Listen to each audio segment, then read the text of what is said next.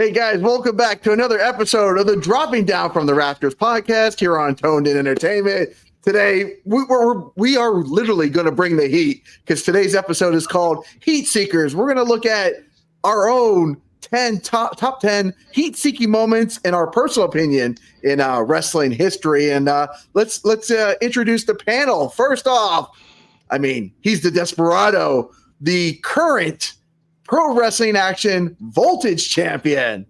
That's Nick Turner. How you doing, Nick? Doing great, man. How you doing? Doing fantastic. Glad to have you here on the show.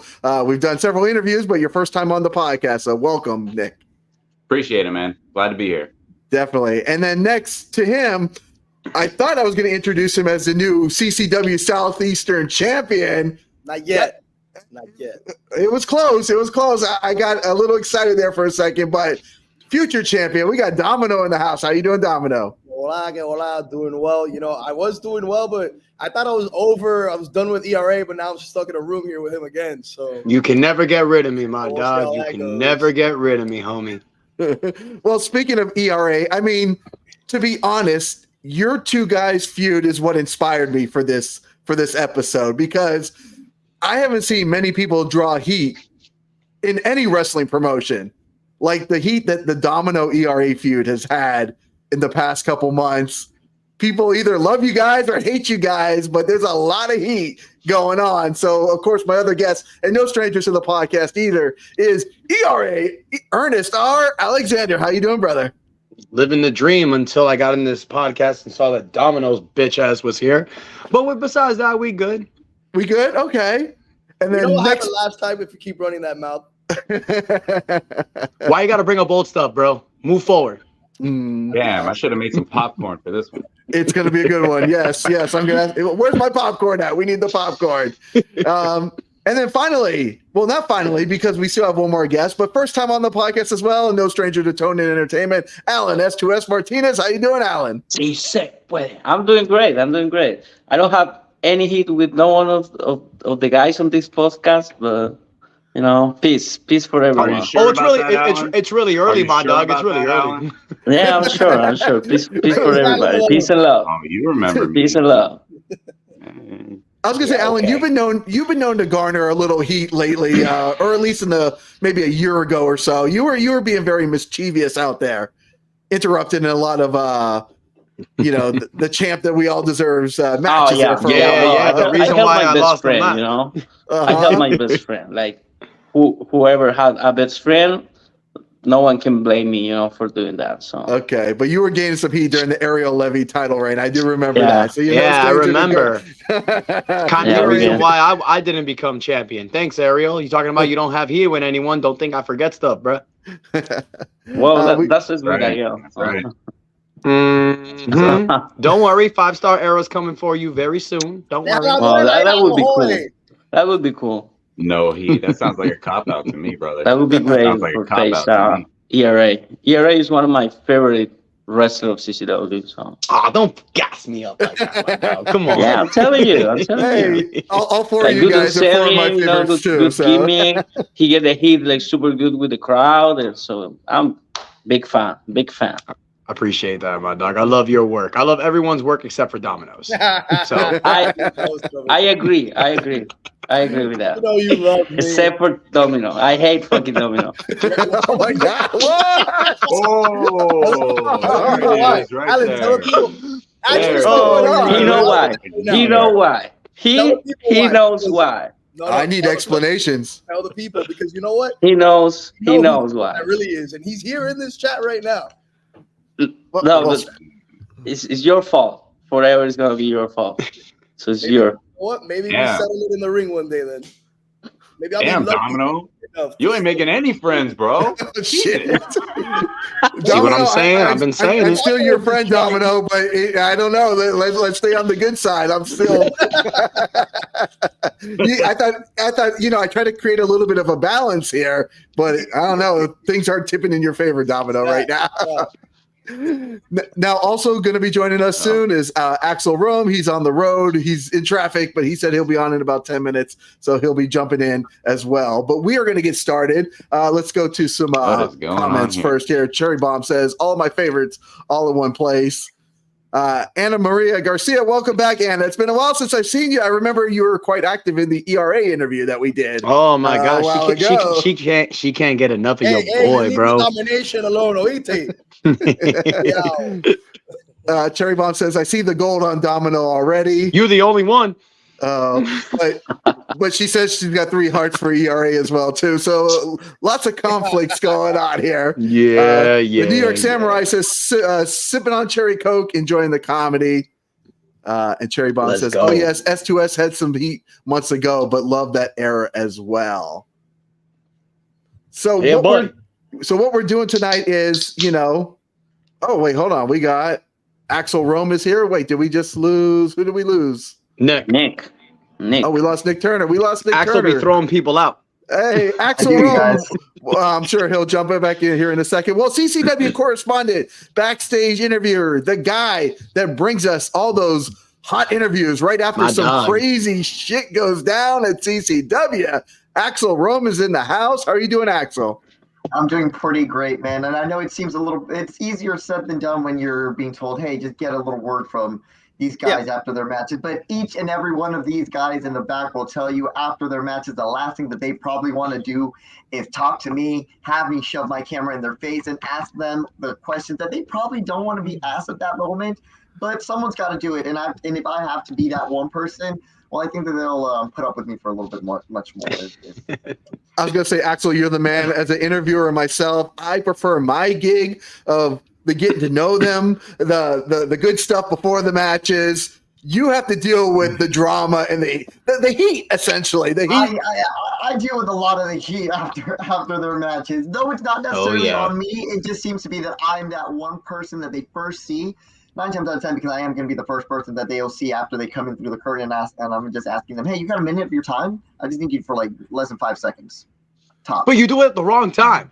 Always. I feel like I do it at the most opportune time. I think that I do it at the most opportune time. When you guys are at the heat of the moment, as soon as everything is fresh in your mind. Because if I give you time any more than just 15 minutes to relax, you guys are going to unwind. You guys are not going to be in that moment anymore.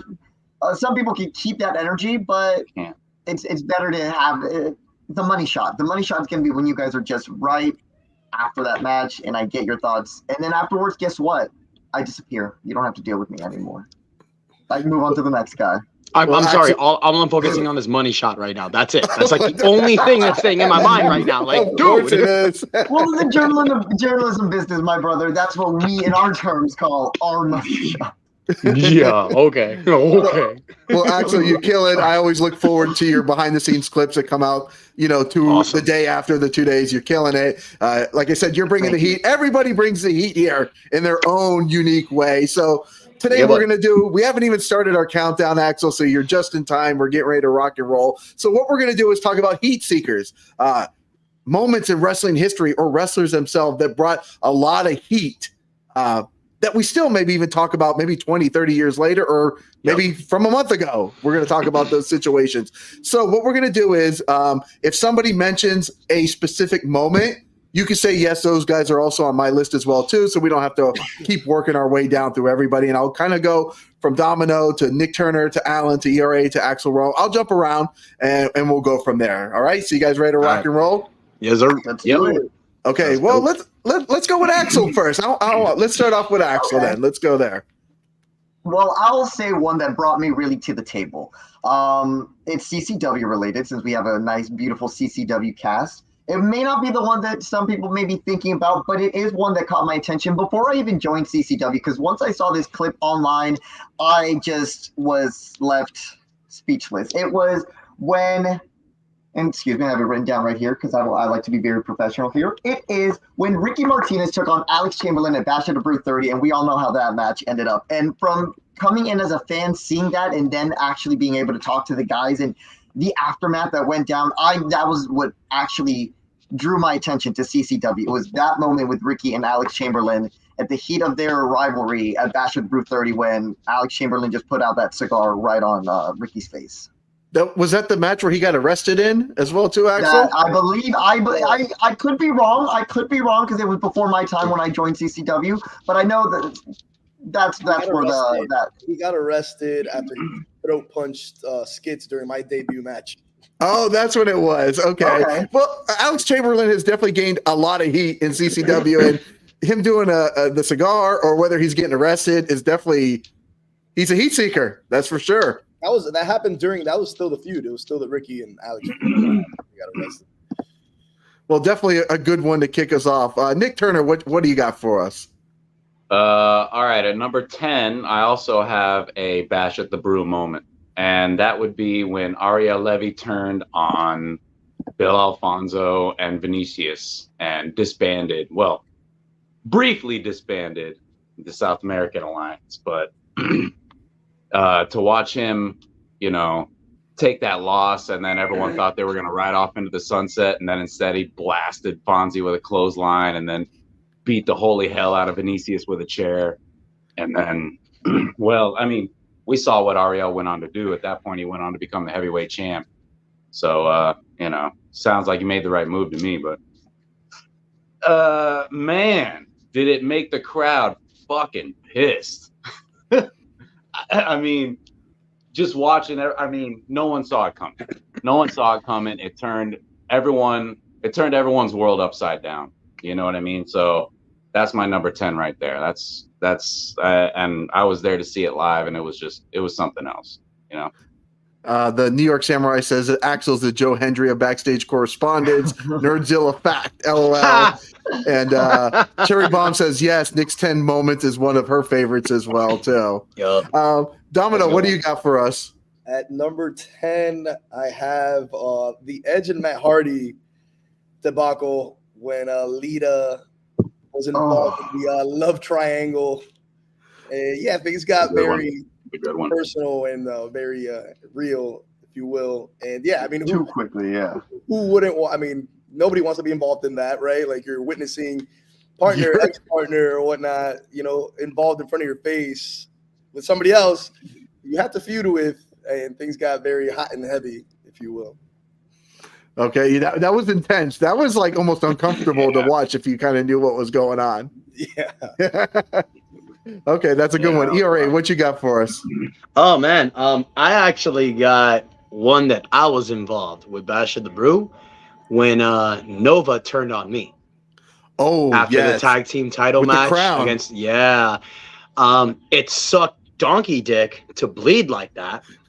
Don't get me wrong. However, shut your mouth.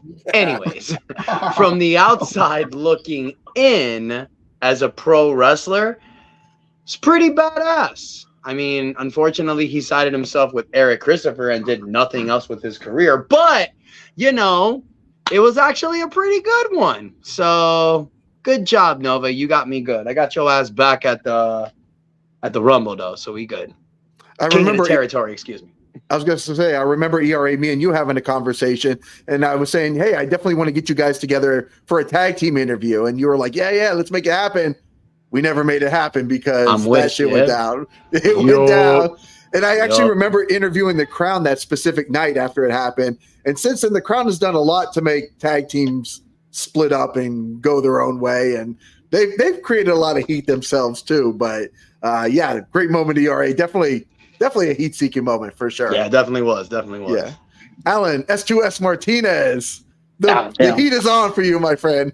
Well, I would say one who I was involved with too, and it was in a Bash of the Brew. I don't remember which one was, but I remember it was when I win the Cruiserweight Championship, and I was a babyface, and Chris Farrow did a promo like, respect you, great match, and whatever. And we're going to run him back. And as soon as he turned his back, I turned heel and give it a low blow. So like everyone, it was super unexpected because both we are really good baby face. And there where when I start my heel version of S2S, so I could pick that one like my number 10. Okay, I love the fact that you guys can actually pick your own moments for this list because you guys have done it before, so it's all good. I actually do appreciate that.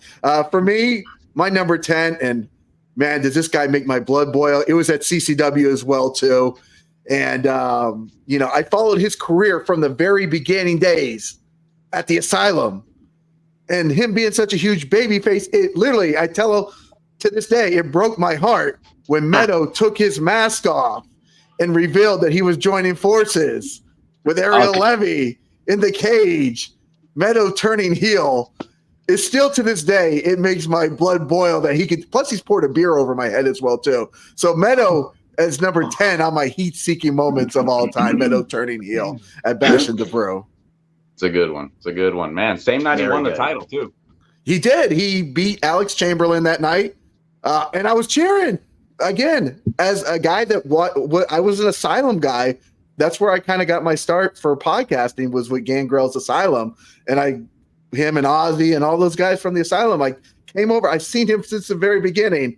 And for him to turn heel, man, that breaks my heart. So I'm going to have a few words with him when he has a donut coming out this week at Bash and the Brew as well, too. I'm sure that's going to go perfectly well, just like the beer did. Make sure that guy doesn't sneak attack you. He's known for doing that. Definitely, 100%. The Unofficial camera woman, welcome back again. She says, one that comes to mind for me is when ERA fake retirement to turn on Domino. Right. Damn you, woman. That was number 1. And don't forget that Ricky turned on him, too. Oh, yeah. That was Can't leave that out. I think the best part about that, you guys, and look, we all know that Domino's trash. But at the end of the day, I got a little respect for Domino. But one thing that I love about what we did, it was so well responded for some reason. I don't know what happened. AJ Styles. The last month? Yeah, AJ Styles faked a retirement speech right after that. And it was very, very similar to what me, Domino, and Ricky did. I mean, I ain't saying that people are copying me. I can't put my finger on it. If I were to say it was true, I mean, I don't know how I would say that. Can't put my finger on that at all. But, I mean, I just think it's a coincidence. However, yeah, that's number 1 for me. So thank you, Unofficial camera woman, for ruining the day. Appreciate you. If that's number 1. Oh, man. Of course it's number 1. It was amazing. I had all those people at the palm of my hand. I had all those dumbasses. All those people. My number 1's better than your number 1. I do have to add to that, and this is probably one of the few times ERA and myself may agree on some things. However, we did notice also. Oh, why don't you two just kiss already? Jesus. Like you mentioned about people maybe copy, but I think Domino being involved, and then all of a sudden, a little bit after that, Mama Rhodes being involved. I don't know. I don't know, dog. I don't know. A lot of I don't know, but I don't know. I don't know. I ain't trying to say so. I ain't trying to get canceled. Just like. Well, Anna Maria agrees that Meadow is going down. He is going down. Girl, you fantasize about Meadow all day. Shut your mouth. Watch out now. Trayvon says she cried when ERA retired.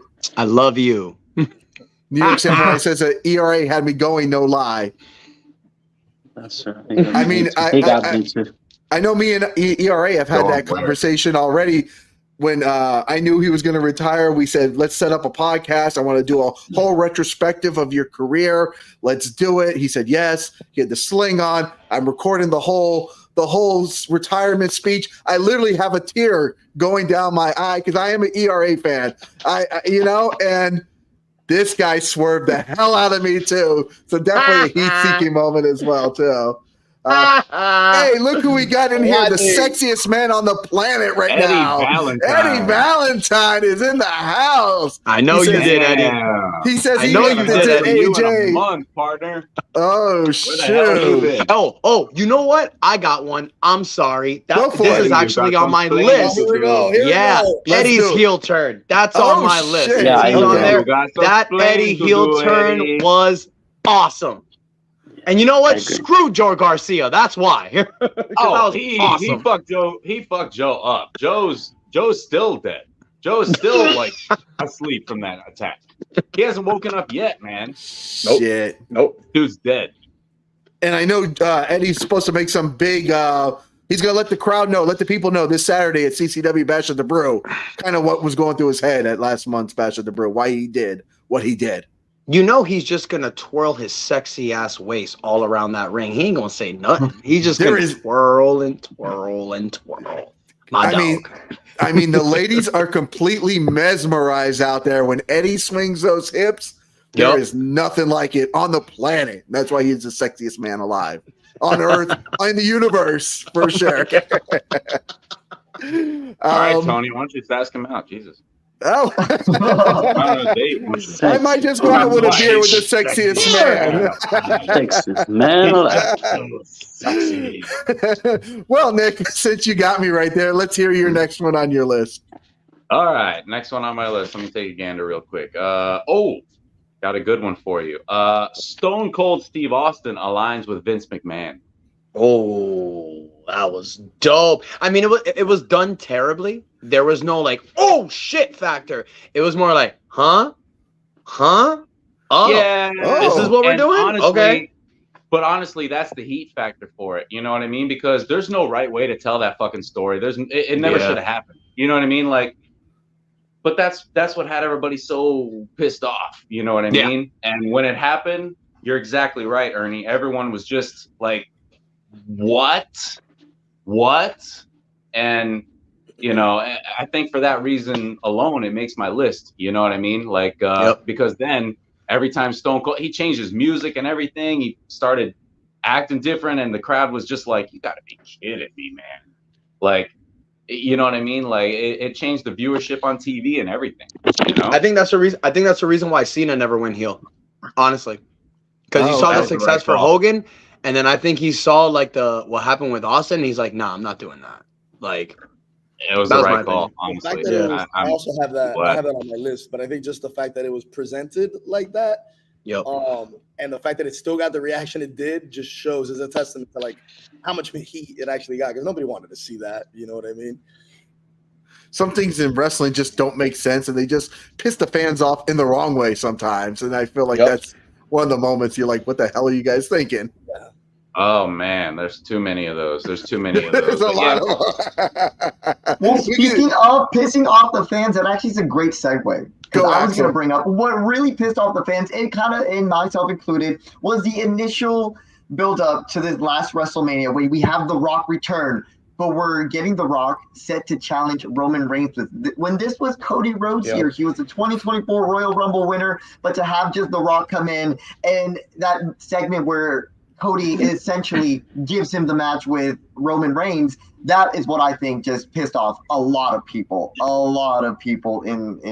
the fandom of the WWE. It certainly pissed off so many fans that I think they had to go about and had to scrap those plans and change it to what it had to be with Cody going over with Roman Reigns this WrestleMania. But that to me was the initial, like, what are we doing here? Why? It was something that I would have liked to see Rock and Roman Reigns, but I felt like they just tried to do it at a time where it was not the right time to do that. Maybe at the previous WrestleMania when they were trying to build it up in LA, that felt like that's when I wanted to see it. But then they waited that year, and I was like, I moved on. I'm now more invested in this Cody Rhodes story. You cannot take that away from me. How dare you take it away from me?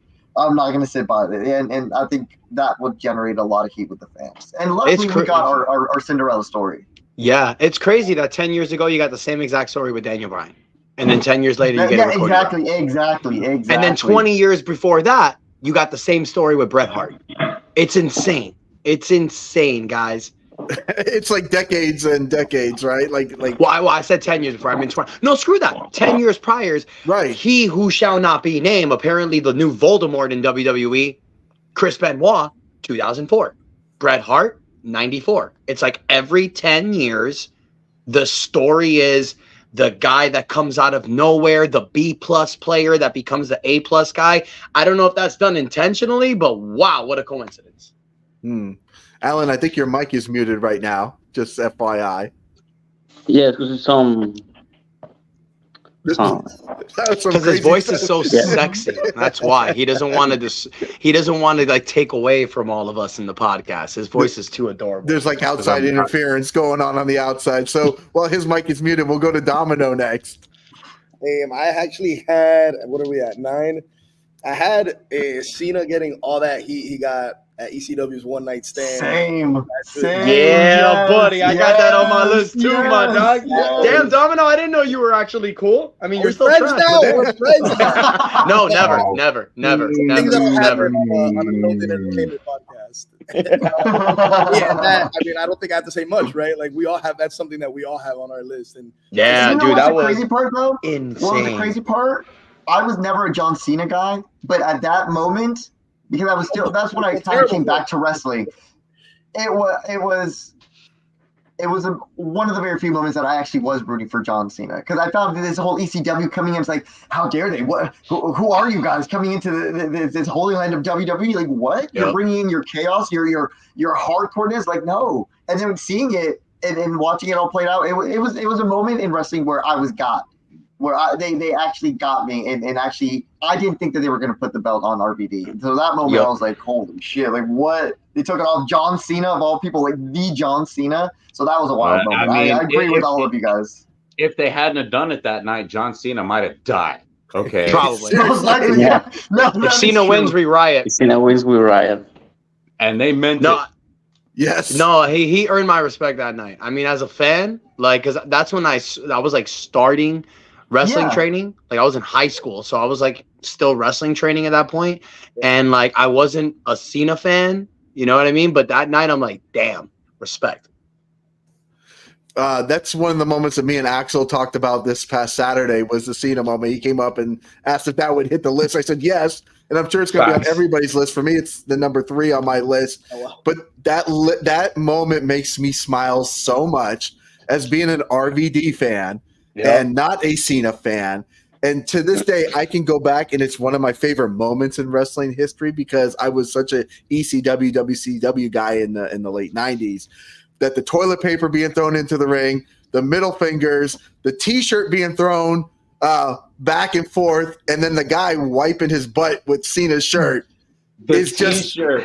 the heat in that crowd, T-shirt. right? If I'm not wrong, I think literally when it says, we said if Cena wins, we riot. In Philadelphia, there would have been a full-on riot for sure that night. So the city's 100%. lucky that RVD did take on that title, no matter what hooplas and Edge coming in and doing whatever. But one of my favorite moments in wrestling history is being an RVD fan and not a Cena Hell yeah. fan. You know, it's funny. Hell yeah, It's that funny was you bring awesome. up that No, moment of his like T-shirt, like being thrown back, being wiped and thrown back. I don't have this next moment like on my list, but I thought about it when you said that was a moment worth talking about. I guess is when Cody had his weight belt thrown back at him. Oh yeah, it wasn't the heat that That's fucking obviously Cena got, but yeah, that's Cody was not over with the AEW fans after like that first year in AEW. They were already turning on him.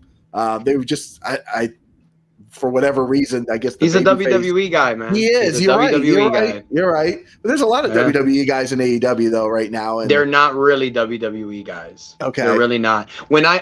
So, and I don't mean to digress, but I've been doing this for so long that I see the two different companies. And WWE is for people that like storytelling, that like real storytelling, that like the drama on pro wrestling. But if you want to see a spot fest, go to AEW. And think about the guys from WWE that are successful in AEW. No disrespect, but there's certain people that their styles translate more to AEW, and then their styles translate more to WWE. I can't see John Cena as an AEW wrestler. I can see John Cena as a WWE wrestler because he cuts incredible promos and he knows how to tell a story, and his acting is incredible. There we go. Actors. I hear it. If you can act, you're a WWE guy. AEW, you don't need to act. You just need to be a guy like that can go balls to the walls and have a little bit character. But think about AEW. Who's one of the guys that draws the most money? Who's the guy that has actually a character? MJF. MJF is a WWE guy. He is. But he's in AEW, and he's showing how powerful his character is. That's why he's a WWE guy. Because in AEW, they all do one thing. It's either death matches or spot fests or all this stuff or a million super kicks. But MJF tells a story. He has a character. I think he's a WWE guy. But that when I see the two and I see the type of fans, it's more of a preference. Now, the great thing is we have pro wrestling back like in the 90s. Now you have so much wrestling to watch. It's not just WWE anymore and a bunch of indie companies. You have a bunch of successful companies. So now you can just watch this and watch that and watch this and watch that. But at the end of the day, you can see the differences between the two companies. That's just my little tidbit. There's definitely a difference. Like I always think of Roman Reigns and Seth Rollins as WWE guys, right? I could not see them in AEW whatsoever. And I can see Seth. You see Seth in AEW? Yeah, I can see Seth. I don't think so. I think he's a WWE guy, hardcore. I agree. You know? But like guys like Sammy and Darby, they're meant for AEW. Like those are the guys, right? Yeah. Exactly. Yeah. Will Ospreay. Yeah, exactly. I mean, it's just a different type of crowd. Is it wrong? No. Is it right? No. It's just a preference thing. 100%. Everybody's different. Mm-hmm. That's why I love that we have multiple companies. That's why WCW and WWE were so awesome. And now we kind of have that again, which I think is so cool. And then you also got CCW, which is better than all those companies. So I mean, I've gone on the record, and I'll go on the record too. I've literally told Nelio that my favorite wrestling company to watch is CCW. I have more fun watching CCW, Bash at the Brew, than any professional wrestling on TV. Like I've gone on the record, and I'll say it live in front of all you guys and whoever else. I literally leave Bash at the Brew like on a high because I have so much fun with the product that you guys literally, and I'm going to give all of you guys credit and everybody else that's there.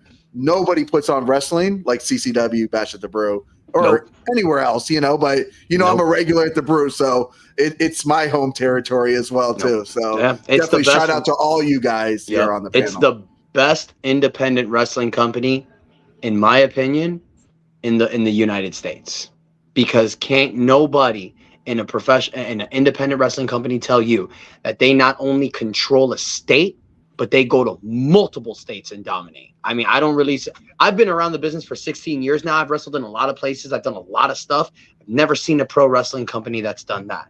Hats off to Nelio, hats off to CCW. And I started with the company in 2007. I started training in CCW. And I think it's incredible that now, 16 years later, full circle, I'm back home.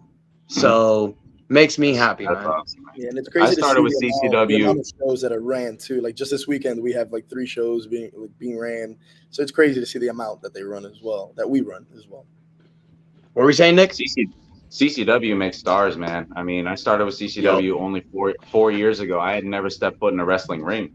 You know what I mean? And I owe every bit of it to CCW. You know, they trained me from the ground up. You know, and here we are. Well, while we're all getting sentimental right now, never. We love CCW. Well, let's go. Cherry Bomb says CCW has her heart. Eddie Valentine says everybody's on fire, of course. And Unofficial Camerawoman says, got to see him meet amazing talent at CCW, sending her love. So everybody's loved CCW as well, too. Hell yeah. Alan, S2S Martinez, what do you got for us? Well, I think the moment when Batista win the Royal Rumble, I was pissed. I was pissed as hell. I was waiting for Daniel Bryan. Like I was waiting for Daniel Bryan, and at the same Rumble, it was when Rey Mysterio come back too. So when Rey Mysterio get eliminated, I was pissed too, and I was waiting for Daniel Bryan. Okay, Bryan is the 29, but Bryan is in this Royal Rumble, and end up with Roman and Batista, and no one of them.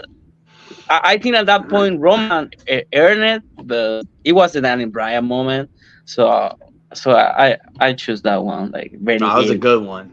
That's a good one. And it's not the Batista fault because he was right in the wrong moment. WWE a bunch of heels. It was just at the wrong moment. It was just putting a good person at a very wrong moment, and it just was so heartbreaking for me because I grew up a Batista fan. I loved Batista growing up. and to see how he came back and he won the Rumble and just how the crowd reacted, I was like, no, you guys, it's fucking Batista. We should be. I know, like what we wanted, but it's still Batista. But It was. I get it. Yeah, I get it. Yeah, it was Batista. You know what? Bautista. You know what? I'm sorry, I have to say this. Since we're on the Batista subject, I don't mean to. I know you're the host, Tony, but I don't mean to get in the way. It's but okay. Like there's no rules or regulations here. yeah. So since we're on the Batista subject, I don't know if y'all remember this. Bragging. Oh, Right. snap. Oh, you said there was no rules. You said there was no rules. You just said it. I did. Okay. I did. Sometimes I have I to don't- watch my words. My wife tells me that plenty of times. I don't know if y'all remember this. Bragging Rights 2009. Batista looks at Rey Mysterio with a smile. Ray, I'm gonna tear your head off, and That he was just so proceeds sick.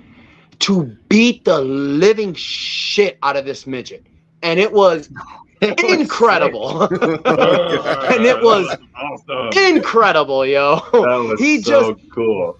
My favorite part was when he grabbed him like a damn rag doll and just threw him against the freaking what they call the padding. I don't know if they have a word for it. You know like on the outside, like the what we Like have the- is like the guardrails. barrier, like the Oh, barrier. there we go. Yeah. Barriers, yeah, Barricade. the barriers. There we go. He just grabbed that little guy and just launched his ass through there. And I'm like, yeah, let's go with that. Bro, I'm a type of dude when it comes to like heat seeking, and I love heel turns. Love heel turns. Of course you But do. like, but yeah, of course, as you see. Wait, let me do it right. Domino, look at me. Moving on. I don't know why you're laughing. We saw how it ended. Do I have to keep reminding you? Why do you gotta bring up old shit? Move forward.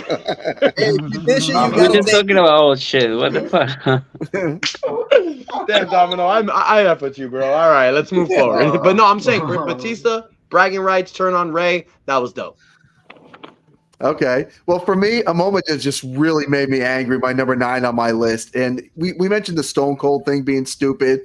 Back in the WCW, WWE Monday Night Wars area, they promoted as Razor Ramon and Kevin Nash were coming back to the WWE. Bro, And- WWE some heels. And the fact is, I was a hardcore WCW guy, and here I am thinking, okay, we got the NWO going on. Like, what are they? Are they really? Did they really jump over? What's going on here? And of course, it turned out to be such a turd that just pisses a lot of people off to this day. That they would even try to do something to bring iconic guys like Kevin Nash and Scott Hall and fake them into WWE. To me, that just makes me angry. It brings me a lot of heat, and that's why it's on my list. Yeah, just like insulted like Facts. everybody's intelligence. Intelligence, yes. I don't like my intelligence to be insulted. The was little great. that I have, I don't like to have it being insulted. Mind you, I did think Razor Ramon was really Cuban. You did a good job, though. We believed a lot, though, back then, Domino. I mean, he was walking down Little Havana and everything. So, I Yeah, mean, man. the promos made it happen. I heard more than like finding out Santa Claus wasn't real. Hey. Oh, yeah, I should have left one rule. Wait. Santa Claus is real. What? Don't tell Nick. Don't tell Nick. What? Nick, I got to mute the mic real quick, Domino, on you. Hold on. Babe, is Well- Santa Claus real? Yeah. Yo, I can't with y'all. Come on. Eddie Valentine believes that Hollywood Batista is equal to Beast Batista. Best. No, he says Best. Hollywood Best Batista is the best Batista. Batista. There you go. Gotcha. I'm getting a little too wound up here. My little intelligence is showing right now. Here. So, let's see. Let's go with Nick Turner. Nick, what you got? All right, so where are we at? 8, right? For 8, I got a wrestler, and his name is Dominic Mysterio. Yeah. Gonna be dumb. Dominic Mysterio can't even talk into a microphone. Like the That is arena no literally lie. drowns him Yeah. out over the sound of the building's audio. Yeah, I which is hate that. spectacular to me. Yes, Like, it really how is. many people do you remember that being the case? Like, how many heels do you remember? The crowd boos the hell out of them, but then when they speak, the crowd's like, all right, what are you going to say? And they shut up. Not with this guy. Not with this guy. Oh, no. There. Yeah, I know that's. Yeah, I know what that's like, Yeah. Nick. Thanks. They drown him out. Bro. Yeah. No, talking from experience, I was at a Monday Night Raw last year around this same time when they came back to Tampa. And I was fortunate enough to have been there when Dominic Mysterio came out with the Judgment Day, and the sound of everyone in that arena just booing nonstop. Before he could even get the mic to his mouth, the boos were already going. They hand him the microphone and the crowd gets started. And they boo, and then they die down a little because they're like, all right, what are you going to say? What are you going to say? What are you going to say? And then he starts talking, and then they erupt again. Boo! Disrespect. I think one of my favorite moments, and it's funny, it's very similar, was I forget after which WrestleMania it was. Roman came out the day after, and he just couldn't speak into the microphone. 33. And then all he said was one thing: "This is my yard." So like, I dropped the mic and left. Like they didn't let him speak at all. And yeah, it was very similar to like what Dom is going through now. Oh yeah, hell yeah. So I mean, I can't believe the amount of just noise that the people make. I mean, like, if we're talking about heat seekers, like, how can you not mention Dominic Mysterio? That's you know what I mean? Now, it's only a matter of time before that flips. We know how the WWE audience is. We know how that shit works. Like, it's only a matter of time, and especially with the story he's got going on right now, it's only a matter of time. But before that dies off, it's already kind of died down a little bit. But like, yeah, I mean, that's a powerful. When you consider the way this kid started in WWE all those years ago, as a little kid who was literally basically hanging from the rafters in a ladder match. Dad, I'm scared. And look at him now. I mean, look at him now. Talk about a hell of a career. I don't even know how old he is. How old is Dominic Mysterio? I don't know. He's like in his mid-20s, right? Like probably late 20s, maybe. Dominic, I'm your daddy, Bobby now. I don't know, man. Right. Well, Axel, what do you got for us next? Well, for us next, I have another throwback to WCW. I always like to say that before I became a wrestling fan, I really became a women's wrestling fan. It was me seeing Trish and Lita the very first time step inside of the ring that I was like, what the fuck is this? I love this. I got to see more of it. And then the guys are good too, I guess. But for me was that WCW moment when Alundra Blaze exits the WWE or WWF and is making her debut now as Medusa in WCW at the December 18th, 1995 episode of WCW Monday Nitro and drops the WWF women's title in the trash can. That to me was like, it was one of those moments where it was savage. It was savage because it was, I think, to me, looking back at it, it was one of those first, because I didn't grow up watching the WCW, the Monday Night Wars. So I really had to go back and rewatch it on my own time. But to me, it was interesting to see that real crossover between these two companies that were really going at each other's throats in a way that I never had seen before. I don't really see it even now when it's at AEW versus WWE wars, but I wouldn't even really call them wars at this point, like what WCW and WWF were doing at that point. But it was that first, like, that jab, like, ooh, that's petty WCW. Give me more. What else are you gonna do? It was that level of pettiness that I love in wrestling. What I love wrestling is that drama. I live for the drama. So I was like, actually, you're toxic. You wanted to see more of it. It's also a little. I mean, in a sense, I was always told when I was studying journalism that, hey, you're only in this business because you like the drama, and I'm like, no, that's not what I'm saying at all. But can you give me a little bit more of the juicy scoop that I need? I was gonna say the WWF and WCW were literally trying to kill each other. Where it's not the same. Only the fans feud with each other. I don't think the companies really feud with each other or really care or whatever. They're doing their own thing. But those two companies were legitimately heat-seeking each other for sure, 100%. Yep. Now we're seeing a lot of that now with AEW and WWE. You said that we are? I said we're seeing a lot of that now. We're seeing a lot of that, back and forth between these companies now. We're going to start to see the wars again, and I think it's a lot of AEW tried. They tried, but it doesn't feel real, though. I think in the moments is when Tony Khan likes to get on Twitter. And, like, I take the example that comes to mind. It was Jinder Mahal. When he came back and got that WWE Championship match, I thought that was just his way of doing that side jab or trying to be a little petty, and it didn't really work out in his favor, I think. It just made Jinder look even great. in that Yeah. moment. It's hard to recreate moments like that that were organic. You can't force stuff like that. You definitely can't. Yeah. All right, let's go to ERA. True What you that. got? Oh my God, I got something that's gonna pop y'all right now. Fall Brawl, 1999. Sting turns on Hulk Hogan, but the way that it was done, I don't know if y'all remember. I do. With oh yeah, I know you do, bro. You got the Sting shirt on. Come on. Yeah. But the Yeah, I whole do. Hummer situation, Lex Luger and Sting fighting in the ring, because one thing I hate about wrestling, when you're turning heel, you don't touch the people that you're going to side with. Let them hit you, fool the crowd. And then when you turn, it makes it that much bigger. And I remember that's what I kind of used on my later years. If I'm going to turn on someone, if I'm going to make someone my bitch, Also, that's why Ricky, do a little something that's going to confuse them. I don't mean to point fingers. I'm not saying a certain person. I'm not putting my finger on it, but I'm just saying, if there's someone I was going to do that to, maybe I learned that from somewhere in the past. Anyway,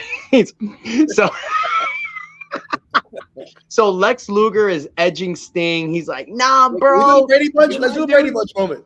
Yeah, bro. And then Fall Brawl, Sting has the bat. Hogan's like, give me the bat. Sting's like, all right, bam.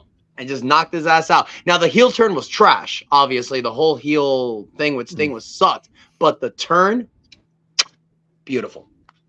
As Sting being my favorite wrestler of all time, obviously. All time. I loved his career so much through everything.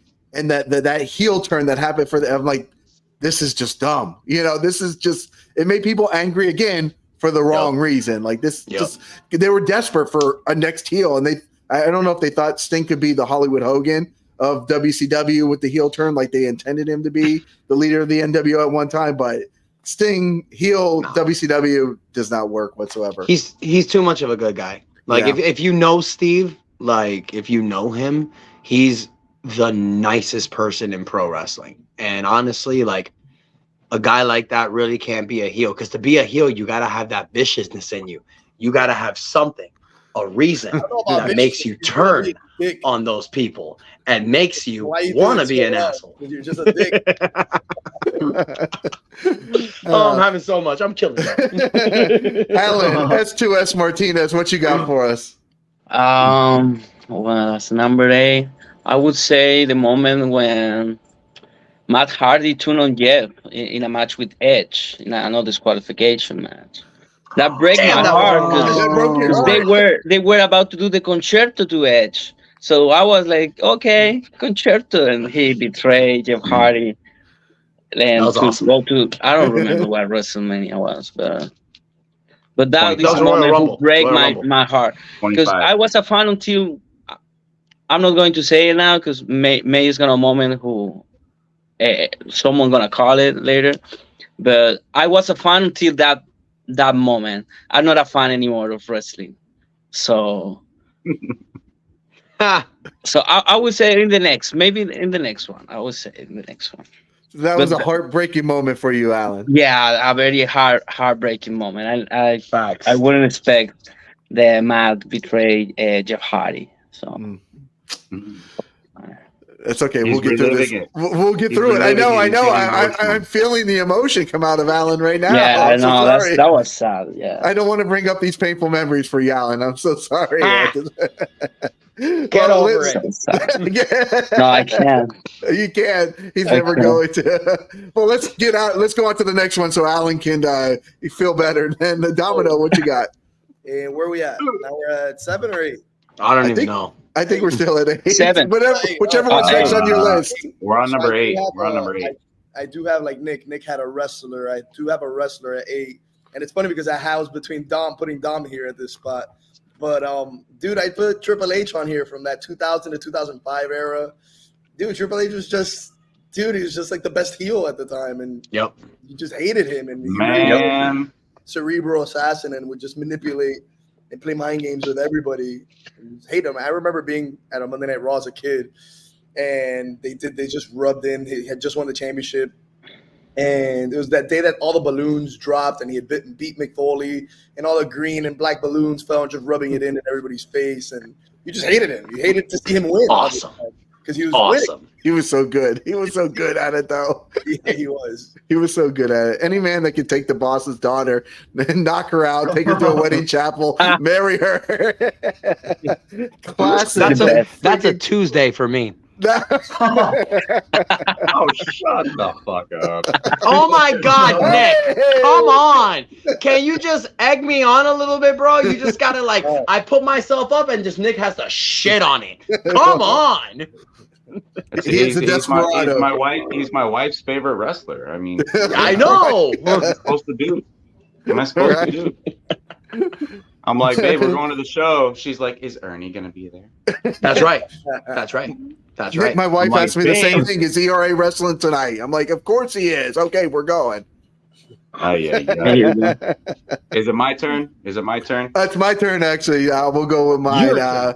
My turn. I put Ravishing Rick Rude on my list, just for the fact that man can control the crowd. He had every man hating him because they were jealous of him. He had every woman drooling over him, and every man was afraid that he was just going to come out there and steal his woman. And then the fact that he would put somebody's wife on his trunks. Oh, go. It was golden. Like that man, you wanted to hate that man. I should have done that with Domino's mom. Should have done that with Damn, bro. Brother. Oh man. If you Hey, need to the have, show's called Heat Seekers, right? it Come is. on. It is. Oh. My God. Momino on ERA's tights would have been, wow. That would have been legendary. Wow. Let's bounce some ideas, ERA, next time. If we ever need somebody to bounce some ideas off. I love you, I've got Domino. some- Not really. But it's too late now because, again, we know how that ended. Domino, stop bringing up old shit. Move forward, bro. I'm gonna get this guy a shirt that says "We know how that ended."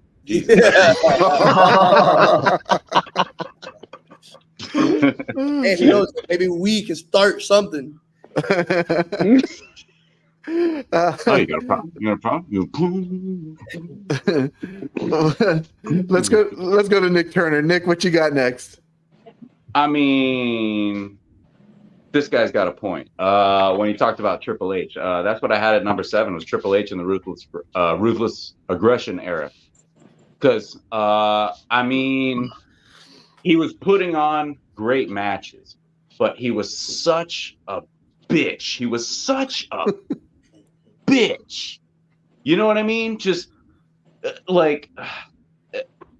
So basically, it was that era where he had the long hair but no facial hair, and he just looked ugly as hell. Like that was the Triple H I'm thinking of. You know what I mean? Like I mean, they just despised him. They just, you know what I mean? The crowd just despised him. Like every time he hit the ring, like, and he was just, this was him. He was just, He knew he was the man. dude. I mean, I got to agree with Domino on that one. I mean, that era of Triple H brought a heat from the crowd in the arena. Just, I mean, that was incomparable. You know what I mean? He was at the top of his game in terms of being a heel at that time. So, yeah, I'm going with Triple H. Let me ask you guys who are in the business right now, and we're talking about all these moments.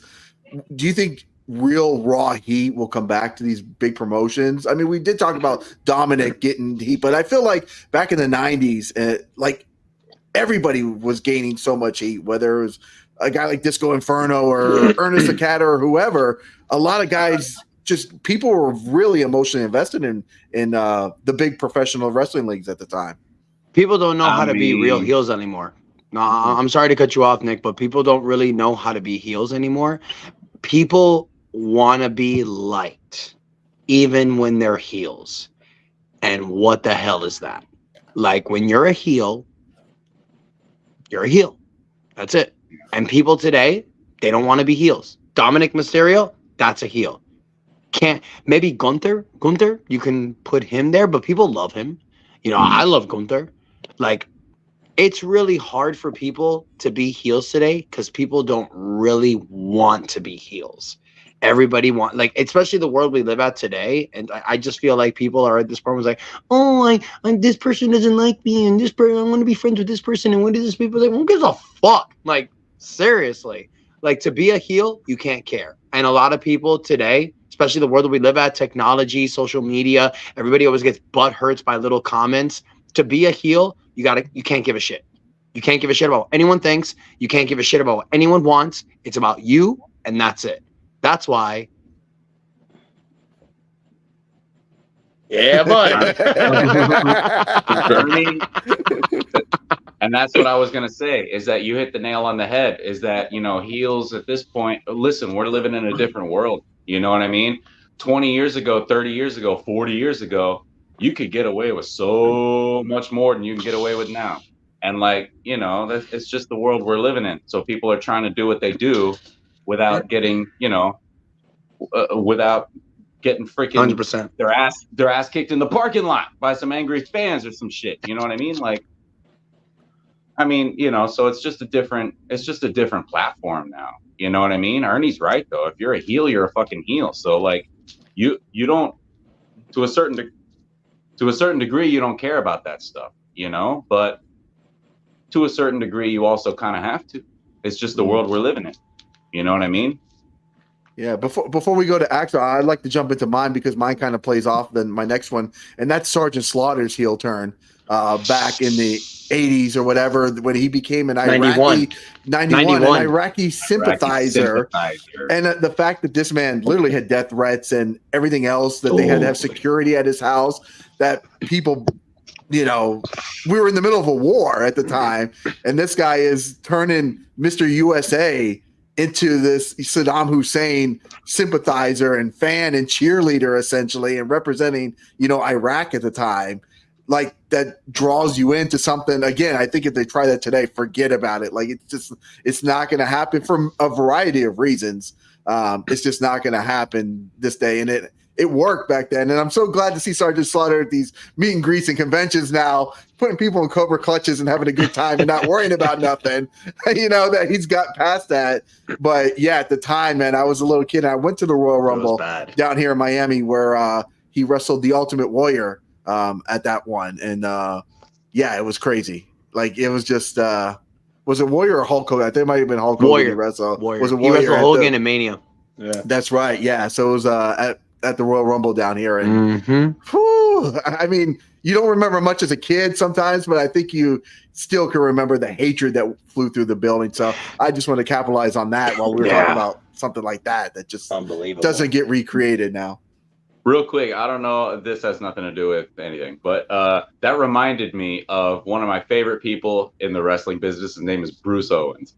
And Bruce Owens has a picture on Facebook that he occasionally shares, and the caption reads, "I've been shot at twice after shows." Like, talk about heat. Talk about gaining heat, man. Like, are you serious? This is a guy who's been in the business for like 50 years. You know what I mean? But as a referee, so basically, for his referee work, this man has literally, these are not death threats. These are death attempts. Yeah.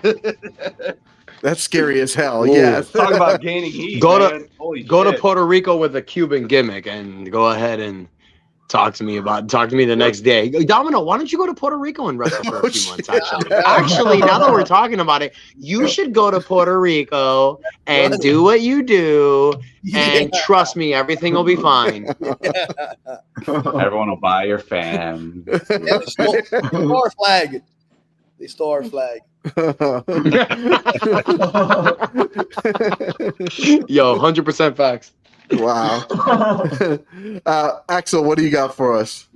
So I'm going to throw it to an indie moment that I personally love so much because it was when I was finally discovering the indies for the very first time. I came a little late in the game when it came down to this, but it was back in 2021. It was for GCW Homecoming when Matt Cardona took on Nick Gage and won the GCW championship, and the room there at Atlantic City in that ballroom, I believe, just lost their. It was the first time in a very long time, that I see fans throw absolutely everything and anything that they had their hands, that they get their hands on into the ring, just to show their disapproval of what was then the birth of the indie god, Matt Cardona. And I've always been a Matt Cardona fan since the WWE days. So when he was able to transform into this new persona that's really just himself, I was all on board with it. And everything that he's done ever since then, just like since that moment, I knew that I had liked Zack Ryder, but now I knew that I love Matt Cardona.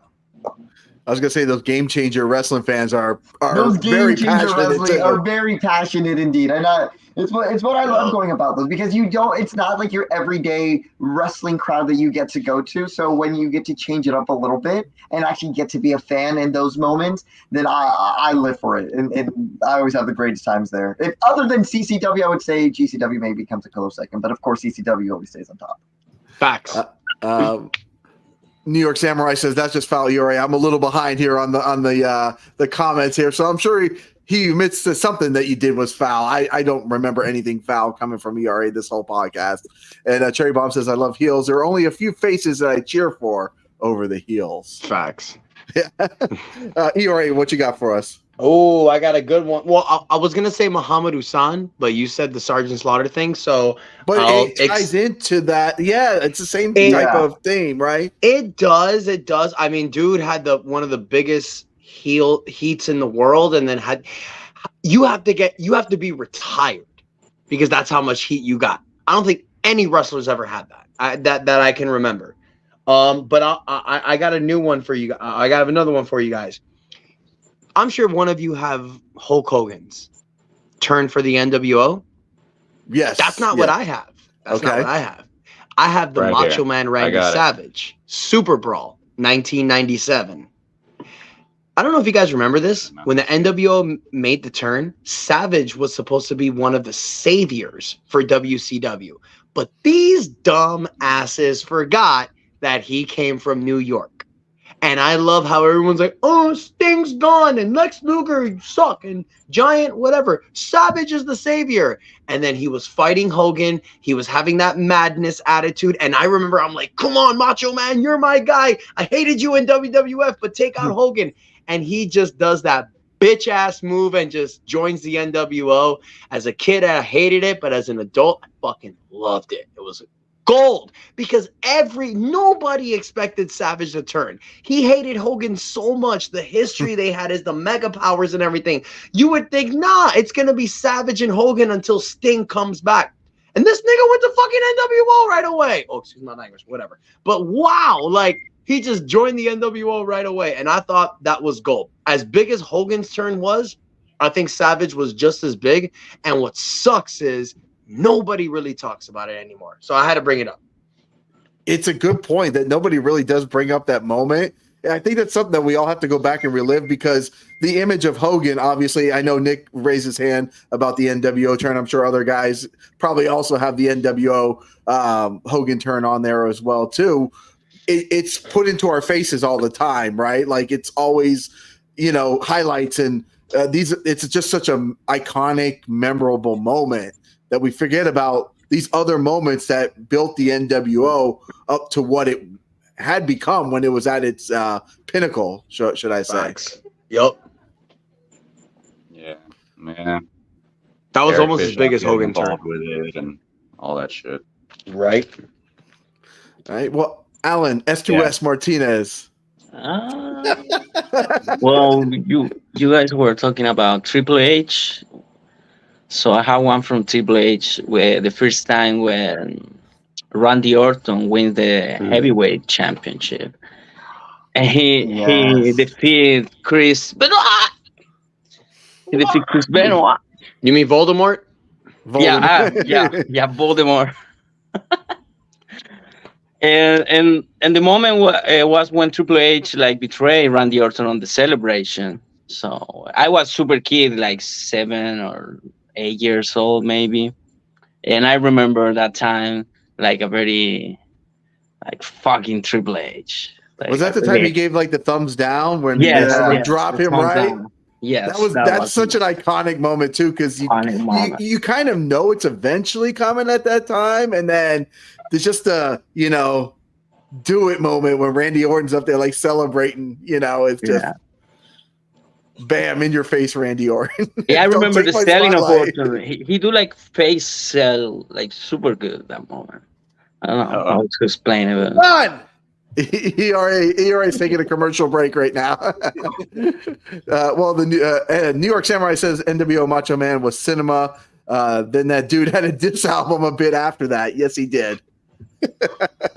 I actually met the Macho Man. He came to my job and was doing a promotional tour for the rap album. And I do have a picture. I'll have to post that tonight on Instagram or something. But I have a picture with the Macho Man coming to my job promoting his rap album at the time. So that's a heat seeker moment onto its own.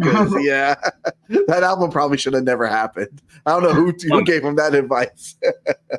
Well, while we have ERA taking a break or whatever, Domino, what else you got? So actually, you inspired me to switch my moment here. I wasn't to pick Sunny Days, but you inspired me to pick Ariel Levy cosplaying as Fidel Castro against Ricky Martinez and Hialeah at Bash at the Brew. Because that's just something that happened.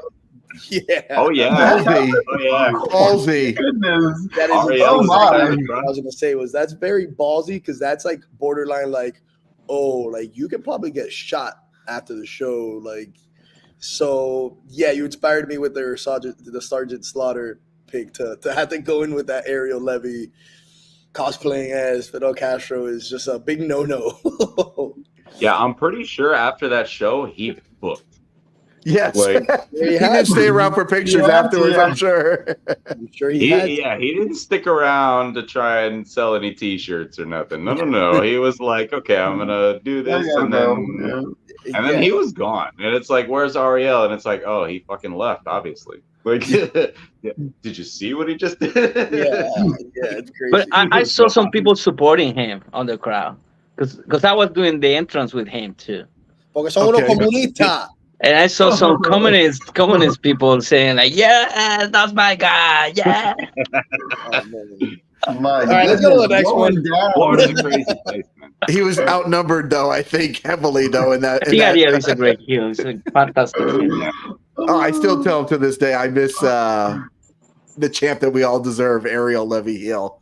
I think he was running like super hot at that time. Yeah, that's why he made my list. Oh, okay. What you got, Nick? No, that was my number 10. Remember, Ariel turns on Fonzie and Vinicius. Oh, right. I thought you had another one with him. No. Ariel only gets one spot. It's only 10 spots. Sorry, Ariel. Right. Sorry, you can't have more than one. Right. All right. Well, I think you were text me now like only one spot, motherfucker. Right. What the hell? All right. Well, I did jump in mine with my Sergeant Slaughter one, so it would be Nick. You would be next. All right, where are we? Number 6, right? I have MJF. MJF does what MJF does. Not any one thing. Just this is a guy who's what, like 28 or something, and I mean he's young as shit, and I feel like he has wisdom beyond his years in terms of how to work a crowd, how to make them just like despise him, and like even in his role as a babyface, you knew it was just building up to him going right back, and he did, and I'm happy he did because I can't wait to see it. It's when he does his best work. I mean, he makes my list because he can generate all this heat. He can work a crowd that well. And there are people well into their 30s and 40s who still haven't figured out how to do it as well as he's figured out how to do it. The man is an anomaly in that respect. So, number 6 for me, Maxwell Jacob Friedman.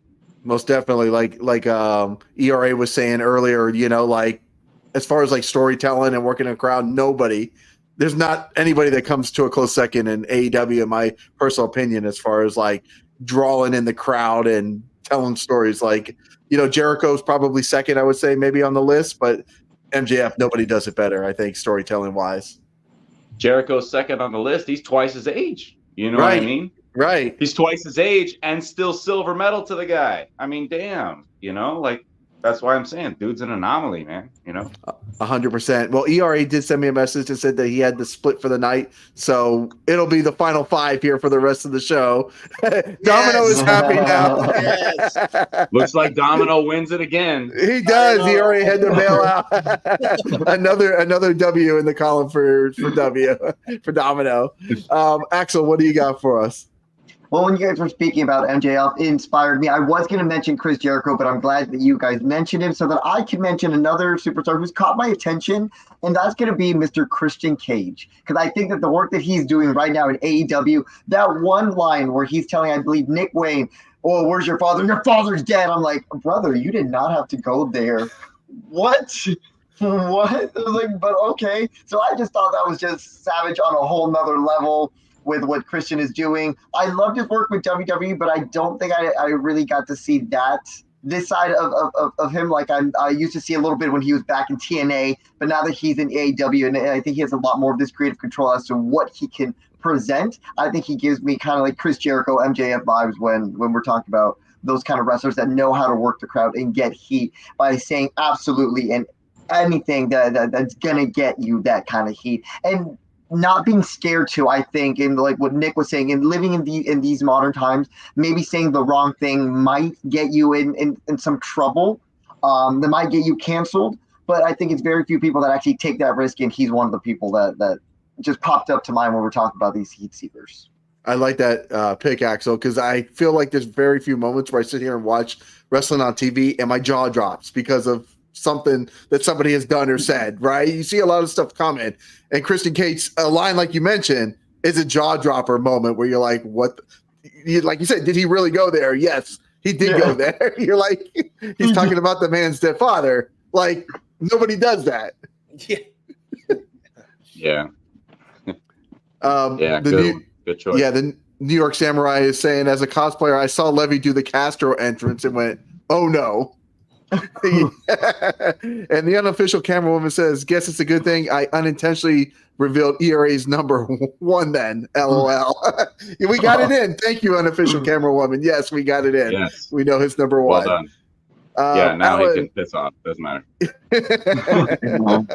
Alan, what you got? Speaking about wrestlers, I would say Jungle Boy.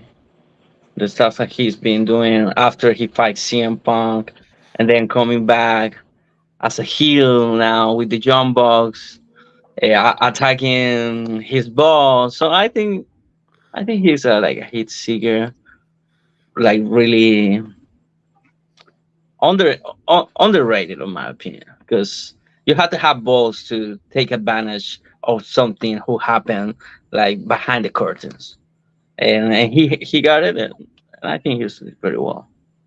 He's doing well. I mean, did any of you guys ever see him, Tony Khan, ever take in like a pile driver from anybody? Jungle Boy. Yeah, that's such a good pick. And yeah, it's such a controversial moment, again, for the fans as well, too, on both sides of the CM Punk, whether you love him or you hate him, he created a lot of heat and tension throughout the whole wrestling community. With those two guys for sure. And I love in the wrestling when something happened behind the curtains and then making a story of it. I think that's when the wrestling become like more interesting. Okay. Absolutely. When you can bring in a little reality, I guess, to wrestling, right? Yes, absolutely. Domino, what you got for us? We're at 6. I have Randy Orton even though we talked about him, but during his like legend killer phase.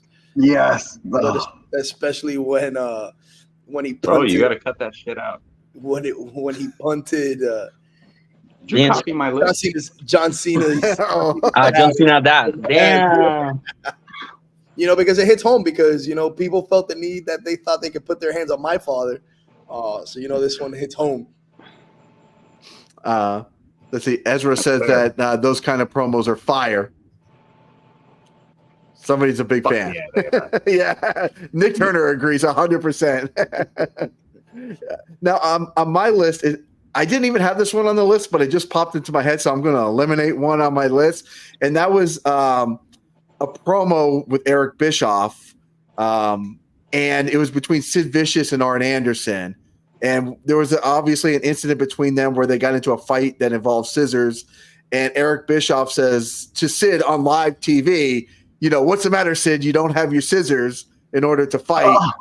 And I just remember the announcers. I don't think anybody saw it coming because, again, you really didn't go behind the curtain too much and bring what happened, like S2S said, what happened backstage or on a plane or whatever into wrestling. And Eric Bischoff brought that moment into wrestling. And I just remember people who knew about it were like, what the hell? I can't believe he just Eric Bischoff trying Sid Vicious like that on national TV. And I remember just being like, again, a jaw-dropping moment when that particular moment happened. Yeah. Nick, I wish I had seen that. Oh yeah. I'm trying to picture that. I can't see that in my mind's eye, man. It was on a Monday Night Nitro. I know for sure back when they had the new revision stages. I can actually picture the stage in the background right now and just everybody just going, whoa, I can't believe Eric Bischoff went there. Man, my early memories of Nitro was when I was a kid and just flipping through the channels and it's WCW Monday Nitro. And I was I didn't watch wrestling at the time, but I still have that as a memory. I remember that. And I'm like, man, now I wish I'd have just stopped in, just watch it for a little bit so I could have developed a few memories that I could now look back on. Well, I kind of have an unfair advantage because, we have the WWE Network now, and I used to record every Nitro on VHS. I had hundreds of VHS tapes because I would record the Monday Night Nitros and just watch them over and over and over again. So, again, when I say I have a lot of useless knowledge in my head, that's part of the reason why. Man, all that WCW footage, that's a real variety pack of good and bad shit, isn't it? It can be, yes. It's definitely open for interpretation. Well, Axel, what do you got? So what I was going to bring up was the house show that happened at Madison Square Garden when it was going to be the final appearance of Diesel and Razor Ramon there, and just at the very end of the night after Shawn Michaels and Diesel have that steel cage main event match for the WWF Championship, and then you have the four men of that clique, Razor Ramon, Triple H, Shawn Michaels, Diesel, come out and embrace each other in a moment that was never really seen. And talking about peeling the curtain back, you peel the curtain back in a different way because we grew up knowing that these guys weren't friends. They couldn't possibly stomach each other, let alone give each other a nice embrace in the ring. But it was that moment that I guess generated heat with people within the business, but with fans, I think it was a very cool experience to actually see it let me know that what these wrestlers, they're people too. They're people too at the end of the day. But I thought it was really cool. I thought it was a really cool moment there. But I guess it's the consequences that came to it because we all know that who got the bad end of that incident with Triple H getting the punishment as a result of it. So it just was interesting from now being on this side of I guess the business and understanding how everything works. And you're like, oh, maybe that was a no-no back then, and how something that could be seen as so small, I guess, for them, had some pretty heat consequences for them backstage. Do you think Vince McMahon or whoever was just furious when something because it's essentially not protecting the business when something like that comes out? Yeah, I'm sure he lost shit. I mean, yes. And we all know that Vince is, not shy about bringing the hammer down on people when they do even the slightest thing he doesn't want them to do. So that wasn't slight. That was a big deal. Right. That was basically burying the whole story. And even though it was wasn't meant to be seen by the public eye, it was seen by the public eye. It was, so, so I that's actually listen, I don't agree with Vince McMahon a lot or the decisions he made, but like, you know, I can see why the man got pissed about that. Yeah. You know, he's working overtime to tell a story here, you know, and then they're just like, fuck you. Like, but I also understand it from their standpoint too. I mean, you know, listen, it is what it is, you know. I'm just envisioning Vince like throwing papers and kicking trash cans over and punching walls or something crazy going on when threw the headset off, right? Yes. I'm sure they're happy there was no cameras to capture that moment backstage. I'm sure it was pretty crazy. If there was, you probably got that footage. Yes. Yes, 100%. Alan, S2S, what you got? Well, I don't know if it's a moment or it's just a character of wrestling industry, but it's the moment when they introduce Eric Bischoff as the general manager of Raw for the first time. And I remember when he got promos, like the whole crowd were like hating him so bad. Like, I think that was a good play for Vince to hire him as a general manager, because when you hate the general manager, it's so cool. It's so cool. And he was like hate for a while. Like, don't remember for how long, but I remember when I was a kid seeing him on TV, and I was like, oh, again, this guy. Like you don't like him. I didn't watch the WCW back in the day, because in Chile we just have WWE, WWF at that time. So I didn't know where he came from. So I didn't know why they hit him so bad. But I just saw him and kind of barely understand what he was saying. But I was hating. I hate so much Eric Bischoff. So I will call Eric Bischoff. What's the number? What number we go? That was number 6. 5. Oh, 6. Damn. Okay. We're halfway. The whole time, Alan is like, "Why are they booing this man in the suit?" But all of us that know the backstory are like, "What the hell?" I didn't know the backstory. He was a general manager or WCW. I saw some videos. Some videos of Eddie Guerrero like quitting WCW, like, and say like "fuck Eric Bischoff," like that. But I when I was a kid, I couldn't watch that because we didn't have the channel for WCW in Chile. Mm-hmm. So yeah, I think if I remember correctly, they said, you know, he made a deal with the devil or something to that extent of like Eric Bischoff coming out. And again, as a hardcore WCW fan as I was, that for me was just a shocking moment that Vince would hire the guy that legitimately, realistically tried to put him out of business and almost did to come in and play a character in this company. It's very similar with Paul Heyman. I don't think so. Yeah. You think so, Nick? It's similar. It's not as gravitational, but Paul Heyman absolutely wanted to compete with WWE. Yeah. He stated that openly. He would have buried Vince if he had the chance, and he was fucking confident about that. But then when he got on the payroll in WWE, it was like, okay, all right, never mind. You know. I always believe that Vince has Paul Heyman on his team just because if he go to another side, he could be a very good competitor. So he's rather have him on his side. I always believe that. It's definitely a possibility. Smart. Yeah. But like what Alan was saying, I also grew up not knowing anything from WCW. So when I was reintroduced to wrestling, and it was when Eric Bischoff became the general manager. As a kid, I was just jumping on the bandwagon. It's like, oh yeah, we all hate him. Yeah, this guy sucks. What do you do again? Like, what's his deal? Like, dive down into the history. Yeah. All right. Well, Domino, what do you got? I have the finger poke of doom. That's my next one too, Domino. That's the next one on my list. Yeah.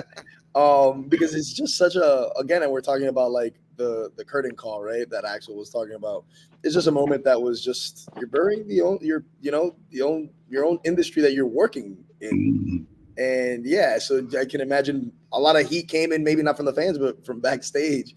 And that's just something you don't do. And then I know there was a lot of shit that was going on backstage at that point with Hulk Hogan and whatnot and Bischoff. But that was just like, yeah, totally disrespectful to the business, you know?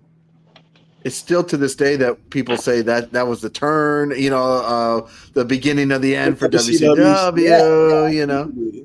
And it was just crazy. I remember that happening, watching it live. Did you watch it live, Domino?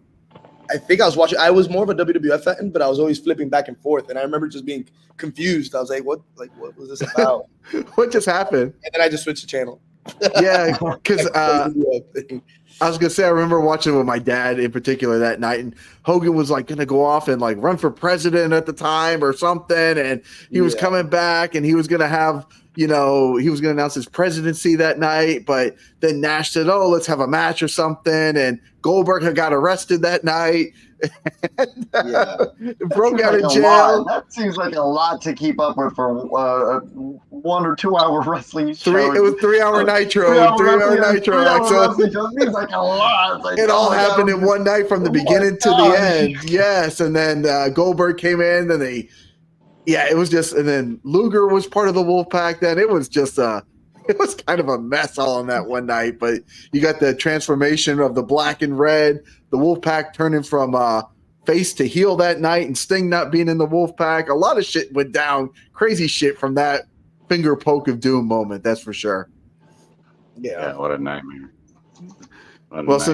Since Domino we're on the same wavelength for that one, we'll go to Nick Turner for your next one.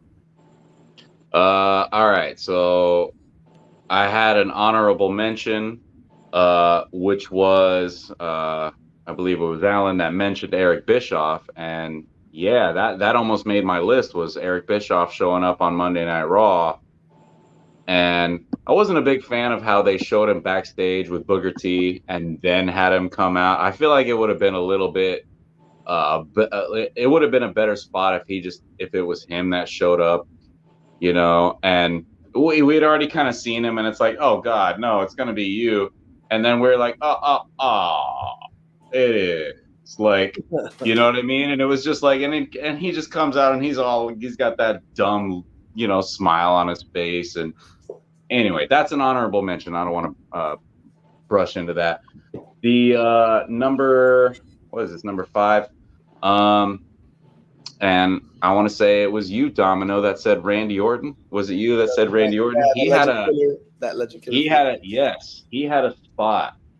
spot, whatever you want to call it. He had a psychotic night where he decided to handcuff Triple H to the top rope and then basically assault his wife, Stephanie McMahon.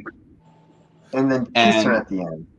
And he DDT'd the woman after about 2 minutes of like, oh God, don't do it. And he's like, I'm going to do it. Bam! Bam! And he just kills her, and then he kisses her on the lips. And that's how the episode ends. And Triple H, at the time, I didn't really care a whole hell of a lot for Triple H as a wrestler, but I'm like, holy shit, do I care for him as a man right now?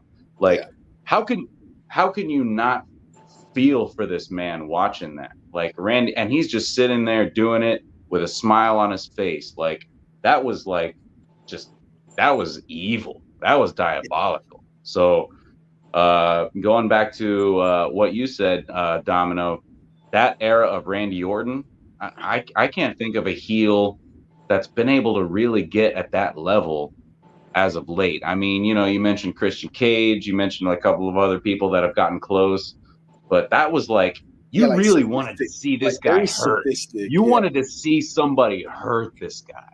Like you wanted to see something bad happen to him. That's how much you hated him, So that particular night alone, I remember that episode ended, and I was just like, all right, I'm just going to go to bed. I feel uncomfortable now. Like, I don't feel good, I mean, but that's powerful stuff, man. Yeah. I'm like, I want to attain that level of heat. I want to make people like, oh God, I just want to go home. I don't feel good now. Like, that's impressive. That's impressive. you know. So anyway, that's my number 5. That's my number 5. I think that's one thing that I used to love about the endings of Raws and Nitros at the time was like it was like water cooler talk, so to say, on how these episodes would end at the night. That something so crazy would happen at the end that you couldn't wait to either. I mean, I was in college at the time when this was all going on, and I had friends that were in school, and we would literally say, "Did you see what happened with Sting last night? Did you see what happened with this?" Or you would go to work and you would talk about it. And when the ECW invasion happened, and it was just such moments that would end these shows to where you couldn't wait for the next episode to go. Where I don't think there's a lot of cliffhangers, so to speak, anymore. I kind of wish something like that would. I mean, I'm wishing a lot of things would come back, but those cliffhangers that would really get people talking on Tuesday morning about what happened on Monday night or Thursday or whatever the case may be. That's something I wish, and something like that has you feeling sick to your stomach at the end of the night, but that's what they wanted to accomplish, and they obviously succeeded. Because they want you to invest in this whole thing, because at the end of the day, at the end of the whole thing, it might be next week, it might be next month, it might be next year, but you know he's going to get his comeuppance, and you want to see it. So, I mean, it's beautiful storytelling. I mean, it's hard to watch, but it's beautiful storytelling. Absolutely. Now, this is one I should have done earlier in the night, but it's makes my list very high, and it's because it's something I was emotionally invested in, and that's the feud between Domino and ERA. Makes my list, and it's not just the retirement, it's the entire setup and the stuff that Domino that you've done with ERA. I don't see crowds act like they do, especially in Miami when you guys are facing each other, whether it's the birthday cake being smashed in your face or whatever it may be. The heat is real. It's fire. And you've got the crowd. Both of you guys have the crowd in the palm of your hands during this tremendous feud. Definitely one of my favorite moments. I'm super invested in it. I've been super invested in it. You know, you've shown what the business now, and we're hoping, you're hoping this is in your rearview mirror. But, you know, it's what you guys did for 3 months or 4 months, man, was just fucking awesome.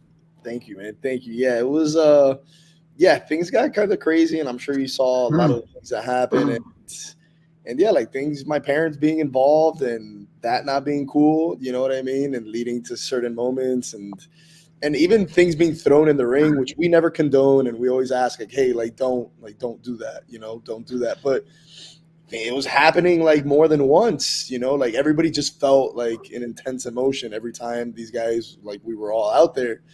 And people, and it's funny because I didn't realize, because I was taken to the back when they threw the coffee in my face, and I didn't realize it till the next morning when I saw footage of my mom getting pushed and falling on, like my mom being on the floor. Like I didn't know she was like on the floor, couldn't get up, and like I just had like this intense like disgust. I was just disgusted when I saw it. And thank you, Nick. I know you were there trying to like play the cop there, good cop there, but the desperado that he is, he was wrangling them up out there.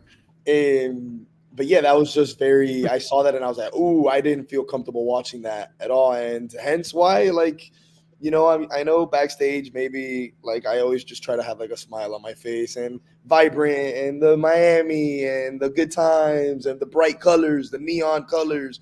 But like, I wanted to show that like, all right, like you guys brought like, this was a little uncomfortable, but like I'm going to bring like a different side of me. And that's why I tapped into that darker side and that more serious side. I'm like, no, like you're not going to fuck with my parents. Like, sorry. I could add to that. I found out that feud was so intense that it made it on Only in Date or whatever it is that one social media that I had no idea what that was until I was told the relevance of having the notoriety to show up on their Instagram story or as part of their reel. That's how you know that feud transcended more than just what you guys do inside of that ring. It was more than just for wrestling fans. It was for everyone, I think. I was gonna say, Axel, you don't know what Only in Dade was until then? I did not. Until then, I found out what Only in Dade was, and then I didn't understand. He was like, "Well, I mean, if you guys made it there, it seems like you guys made it big. You guys did your job, and you guys did your job too well. Maybe a little too well, you guys." Yeah, I don't too know. Well, I've been involved with Bash at the Brew since number 1. I've been at every single freaking one, and I have yet to see something as personal as what you guys as what you guys did. You know what I mean? Like the crowd was always invested. Come on, it's Bash, but they were never quite that emotionally invested. So that was good stuff. Yeah, and I actually have it on my list as my number 1 moment. Along with something else. It made it on my list as well. It made it on my list. I'll be honest. It was on my list. I'm number one. But mainly because, actually at the last Bash, August 31st, like that same Bash actually marks exactly a year that I debuted. I had my first match at Bash. My first match period, but it happened to be at Bash. So like seeing what I learned from the feud, and it brought me to where I'm at today as a professional wrestler. And I'm as happy that I am that it's over now, and as tough as it was to deal with it, because things did get personal. I'm grateful that it happened, because I wouldn't change that moment, because it brought me to be the professional wrestler that I am today. I was able to tap into more of that like serious, like, all right, I need to be more aggressive and intense in there, and show that confidence, because maybe I was lacking a little confidence, to be completely honest. And so I'm grateful that's why I have it in my number 1, because it did mean a lot to me, and I'm grateful for it happening. And I think I showed the 5-star Ratas that the new Mr. 305 is me. Oite. Laura says Ricky Push and Domino gave me that uncomfy feeling Nick was talking about earlier. That's for sure. And Cherry Bomb says, yes, I agree. When Domino and ERA and 305 are wrestling, I have to chant for all of you. 305. And I see some 305, some a-hole Don't lose your voice. Like Ricky Martinez. She gets very conflicted when she likes everybody in the ring. I think Axel, we're all doing our jobs. Right, exactly, 100%. Axel, I think we're up to you, right? Yes. So I have one that I'm actually a little surprised that none of us have really mentioned. So I'm going to set the scene for you guys. The year was 1997. The pay-per-view, Survivor Series. The city, Montreal. You guys guessed it. I'm talking about the Montreal Screwjob, Shawn Michaels and Bret Hart. Wow. I mean, what a moment. What a moment it was for all of that went down. And then for me, because me being the truth-seeking person that I am, watching a lot of the documentaries that come afterwards and how it all really unfolded and who was in the know and then how they try to play it off and all the shadiness of it was the first time that I saw in wrestling the dark side, not to no pun intended, of what it takes to get to the top, what you do when you get to the top, and then when it was coming towards that Bret Hart leaving WWF, maybe going to WCW, and that final basically fuck you, Vince, when the bell was rung and he just spelled out the words WCW so that everyone knew what was next. Like, okay, you want to send me off like this? I'll give you a send off, and that was just the first one of the first time that I think wrestling got real quick. It was at that moment, and then all the other times that now any company wants to recreate those angles with another Montreal Screwjob. I remember when I was first discovering TNA, and it was Kurt Angle and AJ Styles, and they were feuding for the TNA Heavyweight Championship. And it just so happened that TNA was doing a pay-per-view in Montreal. And of course they brought Earl Hebner back, and they did the whole angle again. But to me at that point, I was like, okay, guys, we get it. This happened. Let's move on. But you can't take away from the original Montreal Screwjob. And I think that was just a very worthy heat-seeking moment. So I had to bring it up on the list. It's a moment you can't recreate there, Axel. That's your number one? It's my number one, brother. Yeah, that's my number one right there. There you go. I knew one of us had to have it, but the Montreal Screwjob was one. I have Montreal Screwjob and 5-star Ratas as my number one. The 1A and 1B. You can only have number one. You can only have one number one. You can only have one. There's honorable mentions, and then there's number one, right? Not two number ones. There could be two number 10s, but not two number ones. Oh, I got 6 number ones here. Everybody's number one. You're all winners on my list. Everybody's a winner. Let's see. Hold on. Lester LX says, Domino the best. Ponte las Pillas. I Ponte hope I hope I said Ponte that la right. pila, que aquí estamos en vivo, ya tú Ponte la- sabes, con Tony de Tony Entertainment. Dale. This is America. We speak American here. Okay. We got a guy from Cuba, Chile. We got all representations here. Yeah. Mexico, we got Axel, Mexico representing Mexico. Axel, you're Mexican. I wasn't Alejandro. sure what your background was, Axel. Yeah, so much so that I got it tattooed on my back. If anyone's ever wondering, it says Oh. Mexico, made in Mexico. Yeah. Prove it. Okay. We'll prove it another day, guys. We'll prove it on another day. Come to the Tampa shows. not that Everyone, kind of I'll help show. you set up the ring. Yeah, it's not that It's kind not of that show. kind of It's, show. it's, Not that kind of show. that starts like at about 12 o'clock after hours. After the CCW after hour party, right? When you CCW singing, after hours, yeah. if you're out there singing karaoke somewhere or something like that, it might happen. I think. We were doing that a couple weeks ago, I Axel. know. That's why I brought it up. That's why I brought it up. I saw the Facebook or Instagram post. Yes. Oh, what a What a night! night. What a night! Yeah, what a night. Alan, what you got? I would say Kurt Angle when he was the general manager of SmackDown, and he was injured by the Big Show, so he was like on the wheelchair and all the stuff. I think he was a really hate seeker. His whole run as a general manager of SmackDown. I What think number we got? That this is number 4. Well, for This me, is- like I've I'm only got like counting one. down. Yeah, I've only got. I one. do have like one more too. So Me too, because we've talked about other numbers and everyth's a little out of whack. I've only and got I one came more left without to any list. I came in blank. So We my still list have is, 4 more to go, Alan. on modification. Still got 4 more to go. Still got 4 more to go. So dig deep, Okay, brother. 4 more to Dig go. deep. All right, all right. Well, I've No, only but got. Yeah, go ahead, Axel. to what Alan, I think, was going with is just when you have an authority figure that abuses their power and you're just like, man, I can't stand this guy. So Kurt Angle always Yes. coming out in his wheelchair. I'm just like, man. It happened. It was before Zach King pushed Zack Ryder off the stage. It was like, can anyone Zack Ryder him before it even happens? Like, this guy's just getting annoying. His bald head is annoying me at this point. Like, So yeah, I'm with Alan. I'm with Alan. When Kurt Angle was that general manager, I was like, gosh, not him again. Yeah, Here but then he you found out he comes. wasn't really crippled because he dressed up like, I don't know, El Gran Luchador or whoever it was. And then he got Yeah. unmasked and you're like, I freaking knew it. I knew it. I knew it. And it made me hate him even more. It's like, oh, you. Yeah. So when we were even talking about Triple H, I was thinking, yeah, that Triple H run during that era was a great heel, but I was able to stomach him back then because that was my introduction to Triple H.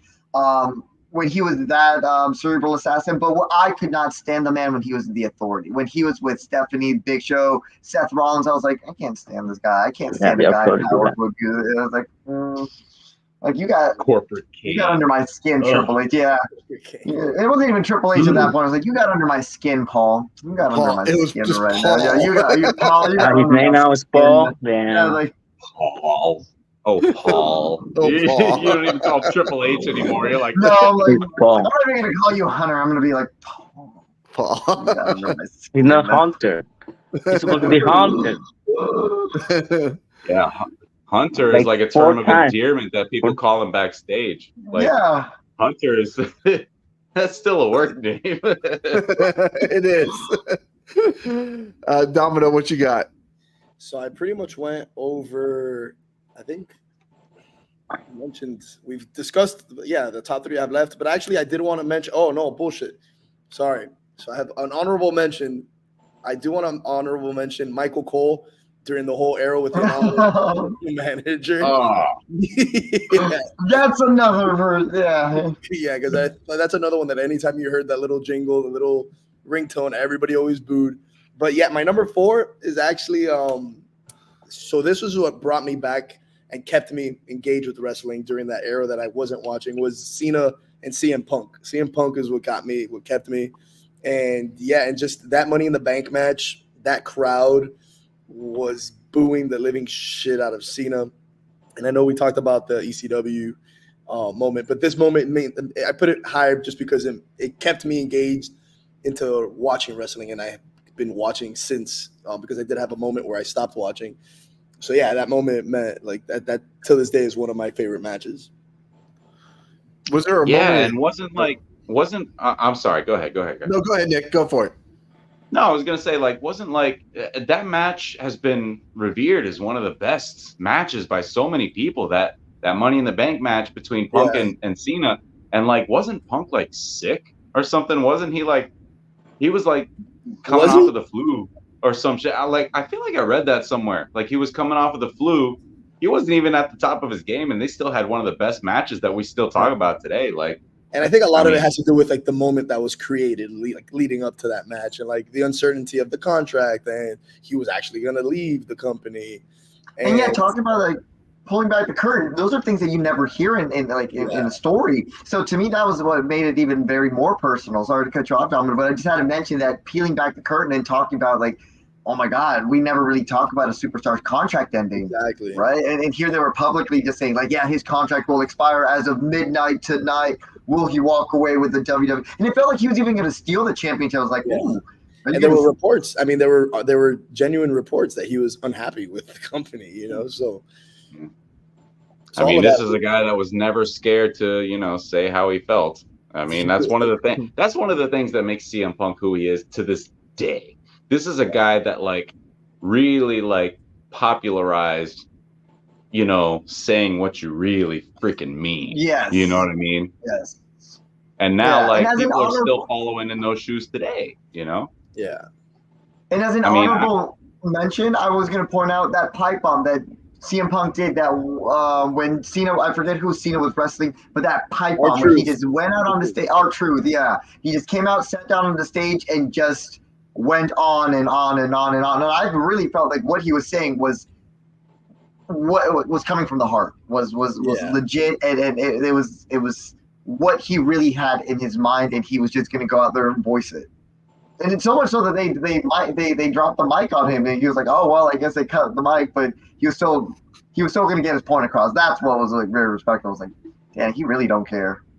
I can't believe it took him that long to cut his mic, and then the next week he comes out with a megaphone. He's like, and in case they cut my mic, I came prepared. I'm just curious, Domino, because you said that's the moment that brought you back to wrestling. Like I mentioned on last week's show when we did the worst gimmicks of all time, it was one of Kevin Nash's characters that made me stop watching wrestler when it was like Oz and all these terrible WCW gimmicks. And I felt like my intelligence was being insulted. But what brought me back to wrestling was Hall and Nash coming over to WCW, and it got me intrigued to tune in again. So that brought you back to wrestling. Do you remember the moment that you kind of stopped watching it? Yeah, so I stopped during, and I think it was just more the way life went. But when Cena was really on top, and Edge and Randy Orton, that era, I really wasn't watching during that ruthless aggression phase, So that's where the gap came in. But then I was just engaged ever when CM Punk had that moment. I've been a fan again since, but in the beginning, I started watching Shawn Michaels and Razor Ramon, those ladder matches. That was my favorite growing up. Right. Okay. I'm always curious as to I think we all go through those phases where we stop, and whether it's life or it's just not interesting what's being presented to us and what brings us back. It's always, I find it pretty interesting. Yeah. Mine, I've only got one more left that we haven't discussed because we've talked about the other ones.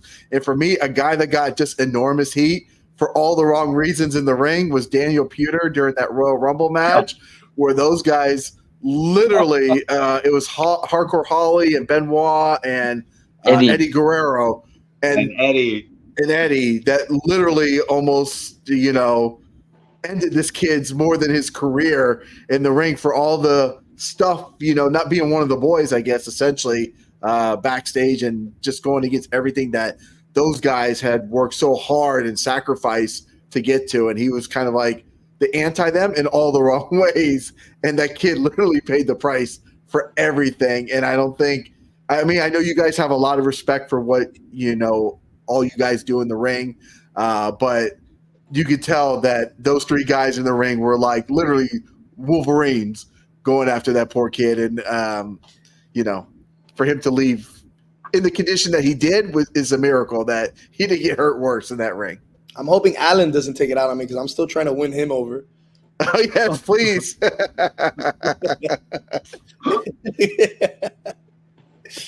I mean, yeah, I still Yeah. love to watch.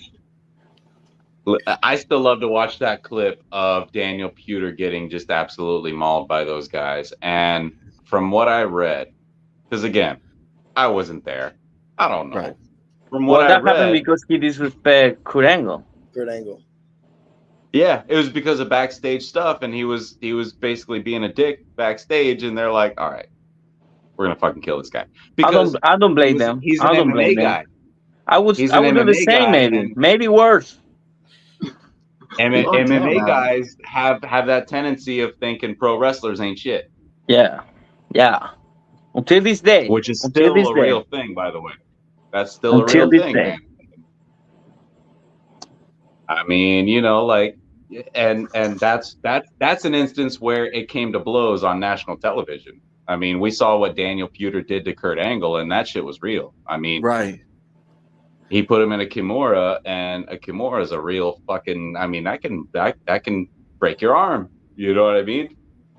And yeah, I mean, I don't know. I feel like Puder had it coming.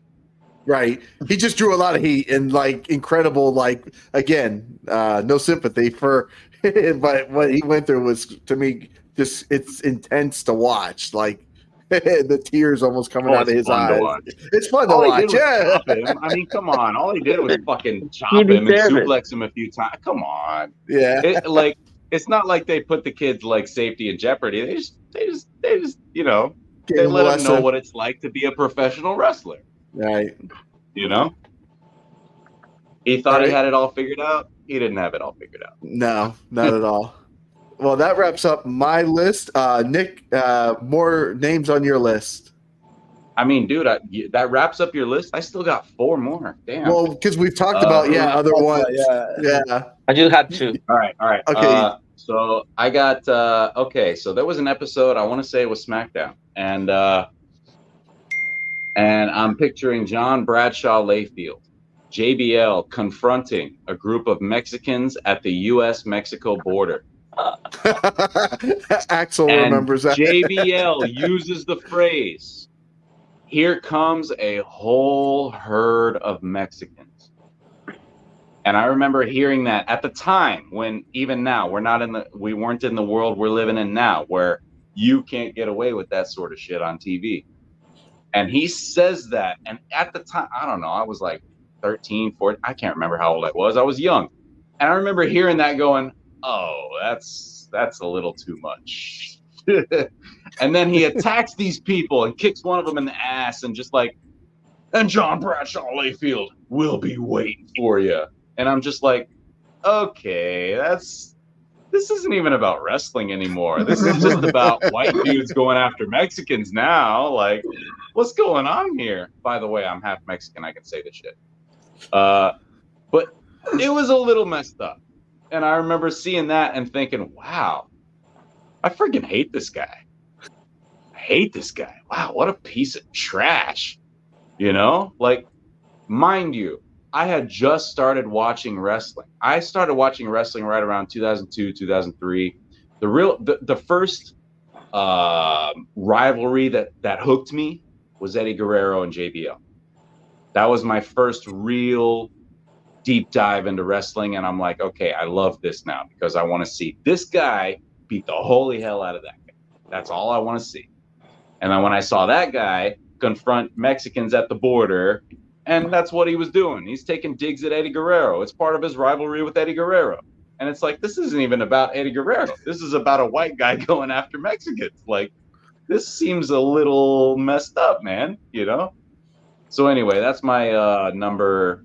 Again, I'm counting down. So when I say number 4, I guess I would make that number 7 or something. But anyway, that's my next one. All right, good one. Axel, do you have any more on your list? I just have 2 more. Well, one of them being that very awkward and even somewhat uncomfortable title exchange between Becky Lynch and Charlotte Flair when Charlotte, I believe, was the Raw Women's Champion and Becky was the SmackDown Women's Champion, but then Charlotte gets traded to Raw or SmackDown, but she's still the Raw Women's Champion and vice versa for Becky. So WWE's explanation was, okay, we'll just make them switch the titles, and that'll be an easy peasy lemon squeezy problem to our or solution to our problem of having drafted the Raw Women's Champion over to the opposite brand and vice versa. But then what went down in that interaction between the two when Charlotte Flair just takes the title and instead of doing an exchange, she just throws it at Becky. Or she throws it at the ground. Becky's the one who throws it at Charlotte. Charlotte, being a little, I guess, knowing what might happen next, was able to catch it. But just that moment was just very, it was uncomfortable to watch. And I could just imagine what the conversation, well, not really the conversation, but the argument was between those two women after what went down. Because obviously that was not what the original plan was going to be. But it was just for me, it was just the lack of storytelling that went out to actually explain what we're going to do with these two main titles for these two women's divisions now that we switched the champions over to different brands, but also just how personal it got between these two women, where I think their egos may have gone a little bit ahead of them or something that it led them to just do that title exchange in a very awkward moment for all of us. I got secondhand embarrassment for both of them in there now, and I'm just watching from home, but I'm like, ooh, if that was the way that was supposed to happen, that was weird. Just head scratching moments. Right. It was a very head scratching moments. Like it was very like, okay, but what was the reason why they had to switch titles? Why didn't you just I don't know, keep them on their same brand or make them just both drop the title? Even if that would have been the obvious thing, having them drop the title to someone else. But I think that would have been better than just here's your title that you. It didn't make sense to me. But math wise, does that mean we had another title claim for Charlotte as being the Raw Women's Champion? It was just confusing, and I didn't like it. Somebody thought it was a brilliant idea, but obviously it wasn't. It was not. I mean, on that note, listen, I don't totally hate the idea. It's unique. It's never been done before. True, and listen, true. Wrestling is about doing shit that's never been done before. But I'll give you that. And also the way that went down goes to show that these two women, listen, there's no love lost there, So the way it went down, I don't disagree with you, Axel, that it was cringeworthy and it was tough to watch. And it kind of made you go, really? All right, okay. But I think it was unique. I think it was a unique moment. Yeah. Or listen, and hopefully we never get that moment again. I don't disagree that they should have done it a different way. There's so many different ways they could have done it and done it better. But it was a unique moment. For that reason alone, I don't hate it. Right. Alan, what you got? I know you said you have two more left. Yeah, but Nick took my pick. Okay. So you got one more left. Yeah, but I'm over-explaining of that guy because he was hating on backstage. He was a bully as a person. And as a champion, he got a really good rivalry with Eddie Guerrero. And I would say he was the one who made John Cena. So he's John Brashley, the god of wrestling. So I think he, as the guy, the whole guy, I think he brings a bunch of heat everywhere, backstage, in ring. I watched a video when they create legit boxing wrestling match because of him, because he think that he can beat everyone in the locker room. So I think he was like a really badass and bad guy. Wasn't that the brawl for all? Was it the brawl for all? Yes, the brawl for all. He went to the final. He was the last one. He lost, but I think he was like a badass guy, and the fact they made John Cena, they make the big star was John Cena was because he got a really good heel who you want to be defeated by John Cena. So I think when you got the reason why you have a really good heel for me is just have the other part, the babyface who's gonna like the Dragon Slayer almost. He was a top bad guy, drawing heat. Not many people were at his time, that's for sure. Yeah. On this cancellation world that we are living now, He would have been in big trouble. I think he would be in really good trouble. Good one. Domino, do you have any more left? No, we went over all of them. Vince McMahon but we covered Damn, that. I'm the already. only one with any Yeah. left. Holy shit! Yeah, NWO. you're the most original, Nick. That's the thing. Yeah. All right, I have two left. Wait, I just have one. I just have my I have last one. one left. I have one left. Okay, All right. So whose turn is it? Tony. go for it, Nick. No, I'm out. My last one was Dan's computer. All right, got you. Okay, so yeah, my number 2 was Hulk Hogan turns heel and forms the NWO. We mentioned that already. That was my number 2. My number 1 was the Montreal Screwjob. We mentioned that already. And the only one I have left that we have not mentioned was a segment where CM Punk pours the ashes of Paul Bearer over the Undertaker in their lead up to their WrestleMania match. And that was a thing that, listen, CM Punk was going through his Summer of Punk phase where he was, now we know that he feels very strongly he should have main evented WrestleMania, and instead they gave him The Undertaker. And to this day, it seems shocking to me that he had to settle for a match with The Undertaker at WrestleMania. And I'm like, oh, you poor fucking dear. That would be a freaking dream come true for pretty much anyone else on the planet. But here's CM Punk going, oh, well, I got to do this instead. Should have been in the main event, but whatever. And I feel like that segment, again, it's, you know, it is what it is, but I feel like it was like coming from a place of a very deep, real, underlying anger that CM Punk had at that time, where he's got to have this match with The Undertaker when he thought he was above that, which is shocking to me. It's shocking to me that anyone would think they're above a match with The Undertaker at WrestleMania. That's shocking to me. But he did, and he thought he should have been main event. And in a segment leading up to that match, he took the urn. You know, he posed as one of Undertaker's druids. Paul Heyman comes out dressed as Paul Bearer, which causes Undertaker to get distracted. And here comes one of the druids attacking the Undertaker, and it's CM Punk. And then he takes the urn and he pours the ashes out all over the Undertaker. And I saw that and I'm just like, man, like we're still like, we're talking about like a real thing that happened, which was, you know, rest in peace, Paul Bearer. And I think it was pretty recent. That's pretty recent to when that happened, I think. It was not long, man. It was not long after, and they turned it into a story. It was kind of like, and I'm going to throw this as an honorable mention, it's kind of like, again, rest in peace, when Eddie Guerrero passed, and here goes Randy Orton using it as fuel against Rey Mysterio. Oh, Eddie's down there in hell. When you take real shit and you put it into the story like that, and it's like, it's just gut wrenching, man. It's just sensitive topic. It adds a layer of intensity to this whole thing that we call wrestling. You know, it adds a layer of real life shit. And when I saw him do that and pour those ashes all over the Undertaker, I was like, whoa, damn. I mean, deep down, we all know we're going to see CM Punk lose to the Undertaker at WrestleMania. Now we just like, okay, now we want to see him just like killed again, you know? Anyway, so that's the only one I had left was that scene. That's the end of my list. Okay. And then, Axel, you said you were all done, right?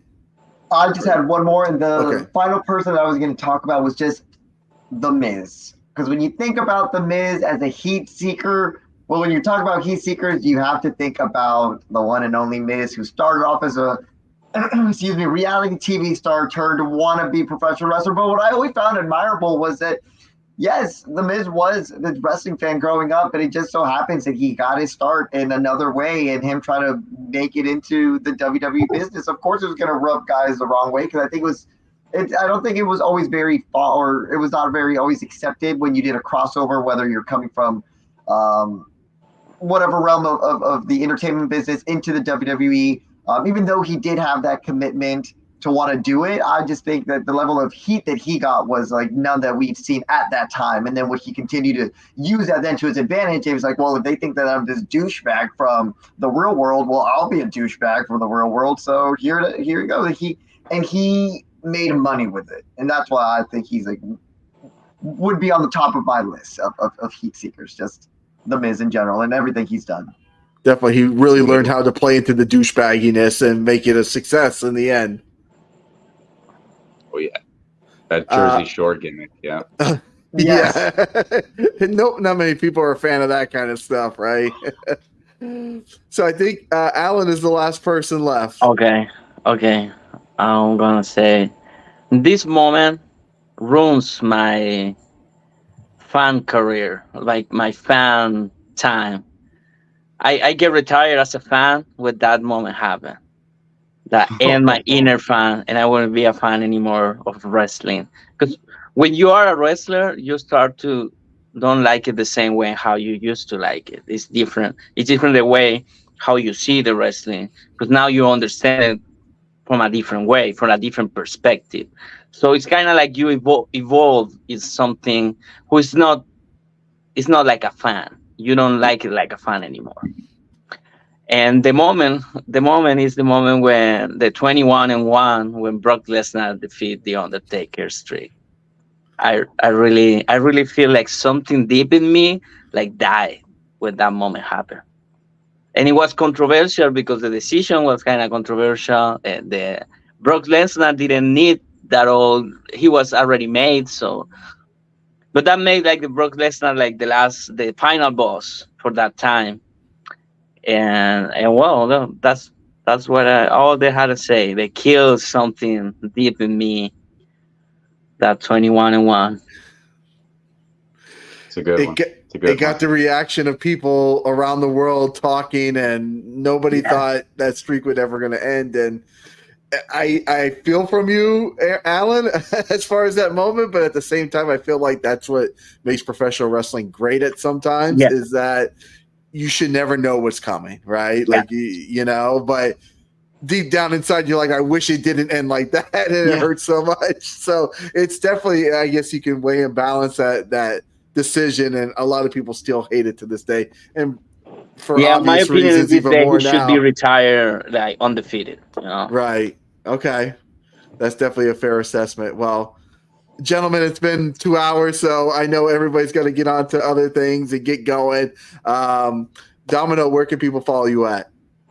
Domino CCW at Domino CCW on Instagram. And Alan? People can follow me like Alan S2S on Instagram and S2S Martinez on YouTube. Nick? It's Desperado_Turner on Instagram and Nick Turner on Facebook. And Axel? And it is on the Facebook, the Twitter, because it'll all be Twitter to me, or in the Instagram. It's always going to be at Axel Rome TV. All right. That's AXLE, guys. Real quick. Yes. AXLE. I know we have a bit of a misconfusion at times on me, just the way that I chose, my name, but it's AXLE. It's just how it's spelled in the graphic right in front of him, right there. Now I know right there. Yeah. Actually, now Alejandro. I know we got Bash at the Brew going on this weekend. Anything to promote for that as well this week, guys? Guys, there's two. We have Bash at the Brew this Saturday. There's two left. Yes. You guys need to get your ticket. We got a show tomorrow. Tickets to these last two bashes, then you're just insane because these last two bashes are going to be the two biggest ones yet. And front row for August 31st. Front row already sold out. It's also the last day that they are in business, as well as the last Bash at the Brew show in Hialeah. So there's a lot of people that are going to come by and show love, and it's a place that and I was chatting with Nelio about it. It's a place that helped elevate CCW as a promotion, so it means a lot to us as wrestlers and to CCW as a promotion. So I'm pretty sure we're all going to put our heart and soul into these last two shows. So if I were anybody watching, I wouldn't miss it at all. And then you get to watch me eat up James Tapia like a tilapia taco. And then you guys is it Kissimmee tomorrow? Am I correct? It's Bash tomorrow, Kissimmee next Friday. Oh yeah, Bash Saturday, Kissimmee on Friday of next week. Tampa. Hey, Tampa on next Saturday. And then we'll be continuing. I believe it is, oh man, I'm blanking on the schedule after that. It's a breakout. Then we have It's breakout. breakout. Then we have the 3 shows where we have breakout. Oh my God. It's breakout Friday, August 23rd. Then August 24th, Tripping Animals. Then a private event that Sunday. All right. Lots of stuff to follow you guys at CCW for sure. And we will see you guys Saturday at Bash at the Brew for sure down here in Hialeah, Florida. I can't wait. Well, gentlemen, it was awesome having this discussion with you guys. And Heat Seekers wasn't necessarily an easy topic, but I think you guys all crushed it and came up with some like really good stuff. It was just fun to have a conversation because we've all come from different backgrounds and different periods of wrestling to kind of see, you know, where we all fit in as far as like our thoughts and stuff on the industry. And it was really cool to have all you guys on here. And of course, thank you to ERA as well for jumping in as well too. No.